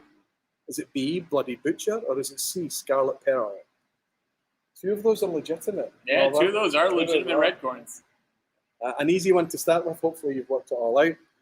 Oh, you're already up there. You're holding up your answers. And this is good because you can't see each other. No, It's too small. You can't Oh, I see. know. Terrific stuff. Wait on that. Look at the chat. They've been listening. Absolutely right. We're looking for the answer. It's absolutely this guy, which is Super Scarlet Red. And because I didn't know we would have a prop for this one, I also included a wee image. You can see how it's almost like wine, like how red that corn is. Quite amazing. Jimmy Red is also very good. Yeah. Jimmy Red, have you used Jimmy Red? We have not, but we've got some friends out in the Carolinas that have. So. And what about Scarlet Pearl? I've not heard of I Scarlet just Pearl, made so it up. yeah. Get one on me. As of yet, as the current Totally broadcast, great. Totally it great. does not exist. Yeah. Question 2. Which of these distilleries is part of the Texas Whiskey Trail? Now, it's the early questions. I It's was gonna the be president, easy. so I better not screw this one up. A, Crowded Barrel. B, Loch and Union. You probably pronounce it Loch and Union here. Or C, Immortal Spirits. A, Crowded Barrel. B, Loch and Union. Or C, Immortal Spirits. Everybody's going with, because we're headed down to Austin this very weekend. You know it as the Whiskey Tribe, you know it as the Fang and Feather, you know it as the Wizard Academy, and 100 other names, the Whiskey Vault, but it's, the distillery is the Crowded Barrel Distillery, named very specifically because it's a crowded barrel. It's a crowd-sourced distillery, and of course they are also part of the Texas Whiskey Trail. Easy. 2 out of 2 is all over, I hope. Hope so. Yeah. Has Scott pulled the parachute disappearing? Yeah, he's gone. Failed. Hasn't he? Yeah. Failed. He did. He said to me earlier, he said, I'll just post my 2 out of 10 now. So you're all just trying to beat Scott. Okay, question 3. In whiskey, where would you use a Valanche? Or a Valanche, depending on your pronunciation. Where would you use it? Where would you use a Valanche? A, in a still house. B, in a mash house. Or C, in a warehouse. I have no idea what it is, but I'm going to go with this. Oh. So let's see. Let's see how the lounge seemed to be suggesting the same as the majority of you guys. Everybody thinks that you're using your Valanches in your warehouses. I saw you draw from a cask today. That was very athletic. What I witnessed today. Climbing, scaling these barrels in order to pick a very specific cask. I'm very But you athletic. used a steel version of what we would call a dog or a copper dog. On a chain, you drop it in and fill and pull it back out again. Back in the days, we used to use any kind of thin glass vessel that you could easily hide in a boot. Anything at all. Not me speaking, but obviously I'm talking about another way to do that is to use proper tool called a Valanche. It's usually made out of copper, very narrow hole at one end and narrow hole at the other. Quality whiskey, seal it on straw. Whiskey Thief? Yeah, we got those. A Whiskey Thief, exactly. Yes. Exactly. But it's easy so far, false sense of purity maybe. Which distillery, question 4, has released 4 batches from its Warehouse 2 since 2021? Okay, this is where it starts to wobble. I've wobbled already. We are leaving. I want to talk about this. This is I have been talking about it in the vPub for a long time, but it's Warehouse 2. This is 2021. It's now on its 4th release. This is a Renaissance thing that's happening. Am I talking about A, Lefroy on Isla, B, Denison in the Southern Highlands, or C, Fettercairn in the Eastern Highlands? So they've got their Warehouse, but you need to remember this. Look for it. This is their Warehouse 2 releases. Obviously, all the casks that are taken is specifically from that Warehouse 2, and they're now in their 4th batch. It's bizarre stuff that you wouldn't be complaining, I know this. But you need to know this as well. You're going to be excited about it. I think there's one person involved with that distillery that's creating this. Taking a distillery that we used to ignore and making magic. Oh, there was a big thing. Because I don't think Lefroy gets ignored. Lefroy is more famous for Warehouse 1. There's a clue. So I can tell you, and the lounge already knows this. I'm going for the one I've heard of the least. Jimmy Legg is saying silly feta care. No. Absolutely feta care. A whiskey that was super neutered, coloured, filtered, stripped, put out as a mass market product. I'm not saying that all of it is, but now the new 16-year-old is all natural, and all the warehouse releases are not only natural, but right up your street. They're using wine casks and rye casks and ways that are delicate and just lovely. Yeah, wonderful, absolutely wonderful stuff. So batch 4's out. I've not tried batch 4 yet, but I'm obviously very keen to get my hands on it. Now I'll try and I'll blow this up just for a second to let you see this image a bit better, and pretend that it's going to help you. No idea.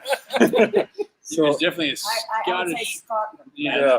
it's definitely a Scot that might help you in the 3 options. Let's see. I'm going to say this is not in Texas. I can tell you that. Are we looking at A, Aberfalls, B, Aberfeldy, or C, Aberlour? Which distillery are we looking at there? Are we doing a wee bit of guesswork here? 100%. So you can see, I'm trying to throw in some helpful things to help you over the past mark here. I'm going to make you want to go that direction. I'm going to go B. Going B as Yeah, well. I don't think so. I don't know why. I just Hands up if you're following the crowd, if you're following the lounge. that's me, That's what it's all about. That's what the quiz at the end is. It's always about that. People say, "Oh yeah, too many people just copy everybody else." Like, yeah, of course they do. It's part of it. We're not here Following to. the lounge. Yes. I Following, just figured out what you were saying. following the Yeah. lounge. Yeah. I can't see a thing. You can't read. Oh. The lounge is saying B or C. Mostly B. Mostly B. Well, Aberfalls is in Wales, so I suggested Scottish distillery. We're looking at Aberfeldy. Yeah. Yes. I haven't even heard of that. But then if they slip on that wee banana skin, Yep, that was But I definitely one. have 100% had their lucky. whiskeys. That whiskey Aberfeldy. Yours Aberfeldy. Yeah, right. Question 6. Yes. Things are going to start to get a bit trickier. Oh, geez. Focus. There's several Yes. words I don't This- understand. This little logo tells you that it's something I've drawn from dramface.com, which is a whiskey enthusiast's website. Collaborative writers coming together to create daily content. Yes, I am behind that, and it's shameful self-promotion, but it's a lot of people behind that. A lot of people are putting a lot of effort and hours into that. The writing and the articles are I love reading it. I love waking up every morning and reading a new article by it. What's it again? Dramface.com. Dramface.com. So I'll ask the question from Dramface. 19th century Ardnamurchan distillery. The buildings are still standing today, but where? Closed in the 19th century, but the buildings are still standing. If you read Dramface, of course, you would know that. Yeah, I do not know this. Are they still standing on Long Row in Campbelltown? Are they still standing in Lefroy on Isla? Or are they still standing at the Clyde Riverside in Glasgow?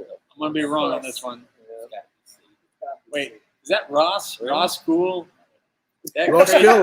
Ross, Ross we've been is talking on. about you. Oh. Ross is going to take your trousers down. In this Yeah, he's quiz. going to because I have no idea about this one. And I good- definitely got it wrong based on the crew in the chat. I Yeah, got this the- one wrong. the lounge. Nice to see you in, Ross. All the best to your mum and dad, who helped me out hugely earlier this year on a vPub Live. Terrific stuff. I can tell you that this is going to shock you. It's Lefroy. Really? So in Lefroy, do you know would not the guess. huge whitewashed warehouse that you see with Yeah. Lefroy written across? Yeah. That warehouse one, and I didn't know this until I read the Graphics article, is Ardnamurchan Distillery. They took over a neighbouring competitor distillery when it closed down and built into it. And just turned it into a warehouse. And it's now Lefroy Warehouse 1. The famous Lefroy Warehouse 1 is actually Ardnamurchan Distillery. Amazing, right? All right. So I do have didn't to know pause that. it. There you go. The reason why we gave Ross a shout out is because Ross actually interned here this last summer. Good Scottish boy, used to a wonderful, cool summers. This was one of the worst summers in Texas history, and he suffered all 90 days of it here, all above 100 degrees, which is what Celsius. Here's to the hardiness Really hot. of the Scot. Here's to the hardiness of the Scotsman. And he's down under the Scottish hammer. Yeah, the Scottish hammer. Ross Cool. Cheers, Ross. And his mum and dad, interestingly, are Graham Cool and Faye Cool of Dingle. Now, famously of Glenmurray, but more recently in Southwest Ireland at Dingle. Yeah. Fantastic. On Twitter, you got to follow him for his Dingle dilemmas. Yes, that's right. That's right. Twitter is where to hang out with Graham. That's right. Question 7. Which of these facts are not true about Denison, Texas? Guys, if you're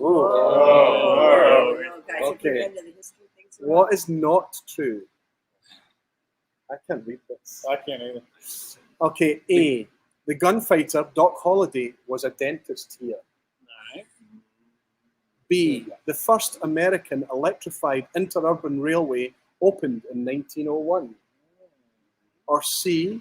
It's the birthplace of the 43rd President of the United States. 43rd president. So I'll give you a hint. Donald Trump is the 45th. Got it. thank you. It still doesn't help me. I'm just going big.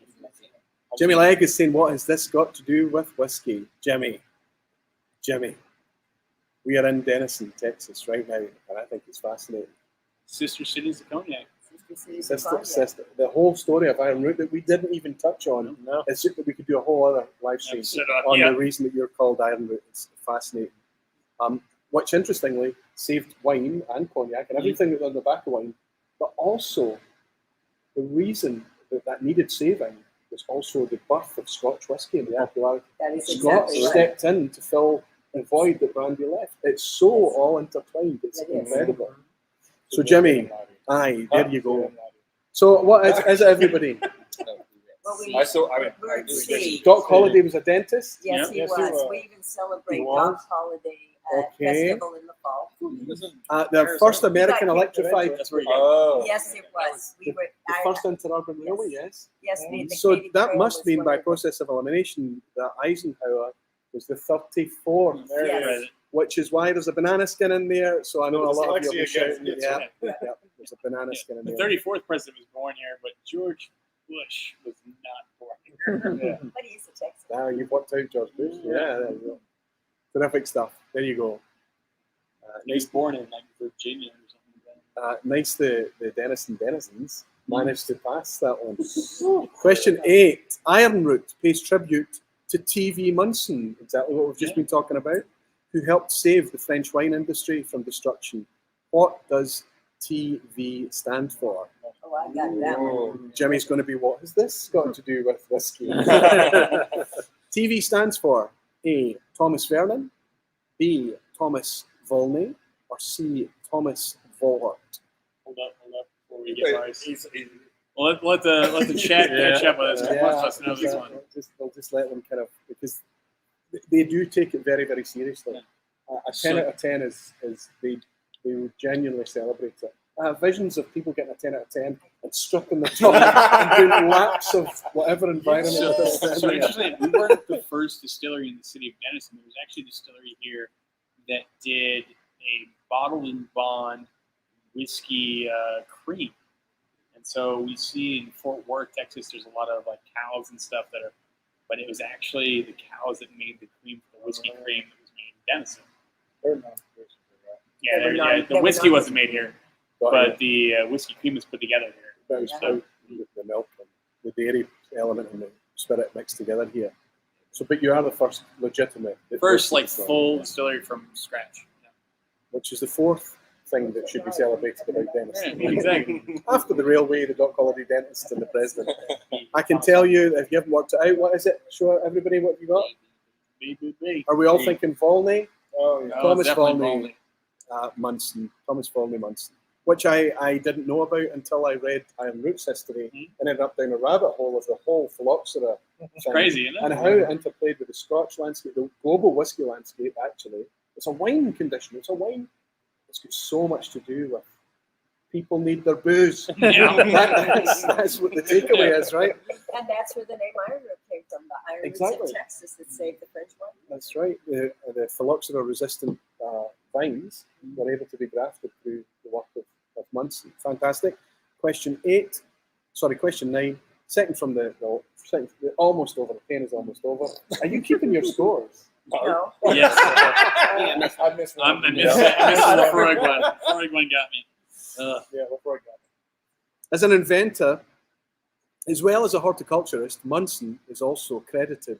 I told you I ended up down a rabbit hole here, right? Lord. Munson is also credited with the invention of what? So as well as saving the global wine industry, as well as the French wine industry, and helping solve a huge issue, he was a tinkerer, a thinker, a creator, a disruptor. What else is he very well known for? A, an entire library classification system. B, a weather forecasting device.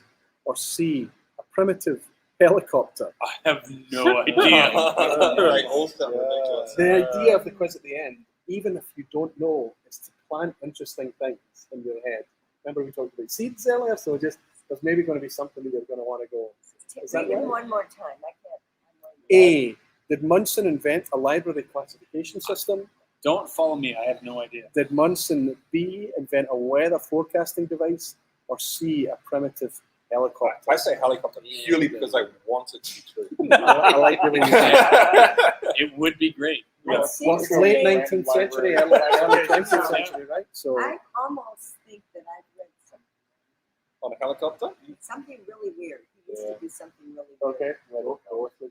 He also- I'm going to say that I He think I read bred something about him. plums. I can tell you, he bred plums. Munson is That's not a also helicopter, though, is it? credited with inventing a primitive helicopter. Wow. Really? I Yes. told you. I I I told love you, this don't man. follow me, everybody. Oh, good. Robert, I told you. Marsha got it Right. right. Mom got it right. Didn't Oh, Lord. work. Is it foot powered Did he like Fred actually Flintstone? fly? or- I would suggest, given the time from when Munson died to helicopters actually being a thing, it probably didn't work. Is But that how he but, died? but But it's the nice. good news Yeah, but he did patent an early A helicopter. single rotor Oh, Lord. platform. So Oh, man. it's fascinating stuff. Okay, let's see how Crazy guy. everybody's going back home. Very late in the evening now. We're 2:07 in, but it's still today. It's not. We've not hit midnight yet. Over it. Well, the Europeans. 7 for 9 right now. The Europeans are beyond. 7 for 9 Falsgraf. A 9 out of 9 Sugar Kitty. Sugar Kitty, you're nearly there. Oh, Lord. It's not going to be a first 10 out of 10, but amazing. Glenn Anderson, 8 out of 9. Well done, Glenn. Mamuka, 8 out of 10. I'm looking for the 9s. Martin Fielder on 8. Good to have you in, Martin, and thanks for your recent support, my friend. Captain Bamis on 6. Sugar Kitty is. Oh, I've got Sugar Kitty's score. I'm looking for 9s. Well, there's another 9. Nice. Peter Lee, just in from his work. He runs a Chinese restaurant in Paisley in Glasgow. He's finished, he's come in, he's caught the quiz at the end, and he's a student. Peter, 9 out of 9, along with Sugar Next Kitty. summer in Glasgow, we We're got a going Chinese there. restaurant we Yeah, gotta go Where we to. go? Kwang Tong in Paisley. Donner passed Tim on his birthday. Can Tim get a birthday 10 out of 10? That would be amazing. Okay, In California. let's go. The last question is always an asshat. This is specifically designed to be awkward. Oh, Lord. Question 10. According to their website, how many distilleries are currently members of the Texas Whiskey Trail? Oh, Lord. I've Probably structured not this- accurate. Oh, Lord. Right, I've structured this because I didn't know for sure if there's any new ones joined, but according to the website, okay? It's not accurate. It's Daniel's fault. Just remember that. Okay. Is it about the same number as A? Diageo owned. I'm going to need to blow this Malt up. and grain. About Okay, A. now- Diageo owned Scotch malt and grain distilleries. B. About the same as listed Highland Park current and special releases. A bit tongue in cheek there, but Oh, that, based Lord. on the Highland Park website, I'll say there. Or is it C, about the same as active Scotch distilleries beginning with Glen?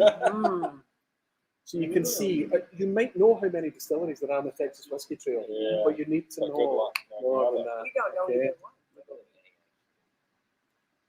You're I'm guessing? I'm going with There's C. a buttload of Gleens, right? There's a buttload of whiskey distilleries. I'm going to go with that.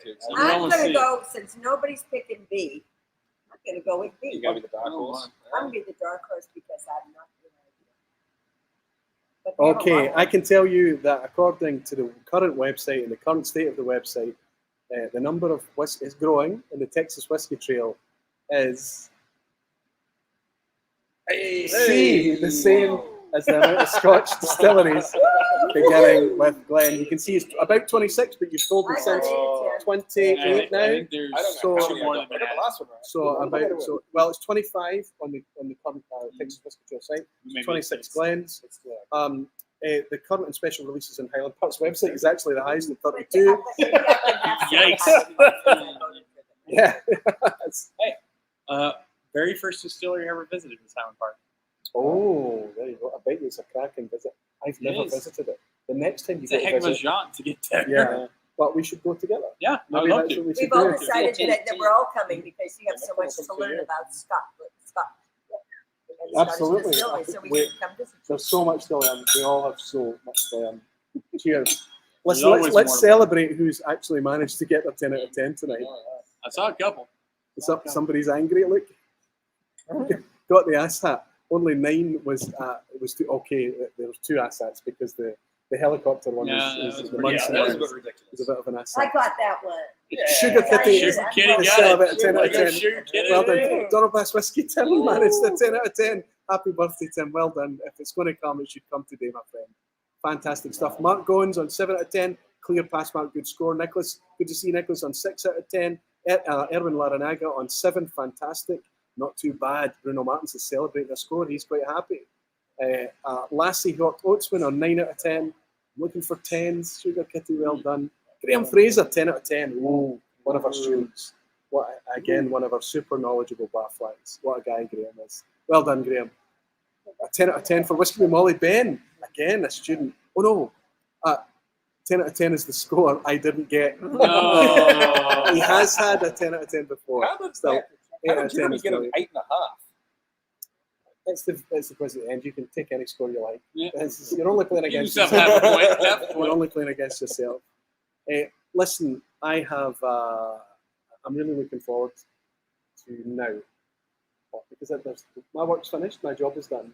I've done this wee little stream tonight, but I have to say that I can talk about it, and I can come up with all of these reasons why I should go to Ironroot. What would make a good story, good angle to talk about all of these things. You need to come here and feel it, and then you're reassured that no, it's not just whimsy, it's not just romance and nonsense. It's people, and it means a lot to them. And what it means to them, it inspires a passion. And There was a lot of passion in the product. nonsense today, though. I will say No, that. there was a lot. Well, here's to if this is I what was partially responsible for the this- nonsense. if this is what your nonsense produces, I need to encourage more of that nonsense because it's incredible. The fact that I could just reach out to you and say, "Can I take over your distillery for an after?" Because it's not the evening here; it's afternoon, and broadcasting you to say aye. Well, you maybe didn't say aye, but to say a very positive yes. It speaks, and I think that's come across through all the input and answers and information that we've had. I think that it speaks a lot about the people that you're attracting around you as well. It's incredible, and long may it continue. Way beyond Look. Ironroot, Look at all the way people. beyond Texas even. I think this is the way to make whiskey. Oh, people always think so. Cheers. People always Hey, come cheers first. to you over there. And Hiding. Off screen. Got a 2 out of 10. It did great. you got your 2 out of 10. 2 out of 10. Come in and raise a glass, buddy. Come in and raise a glass. It's par, right? Ian, you've got one here. Yeah, Scotty. right? Yeah. Scott.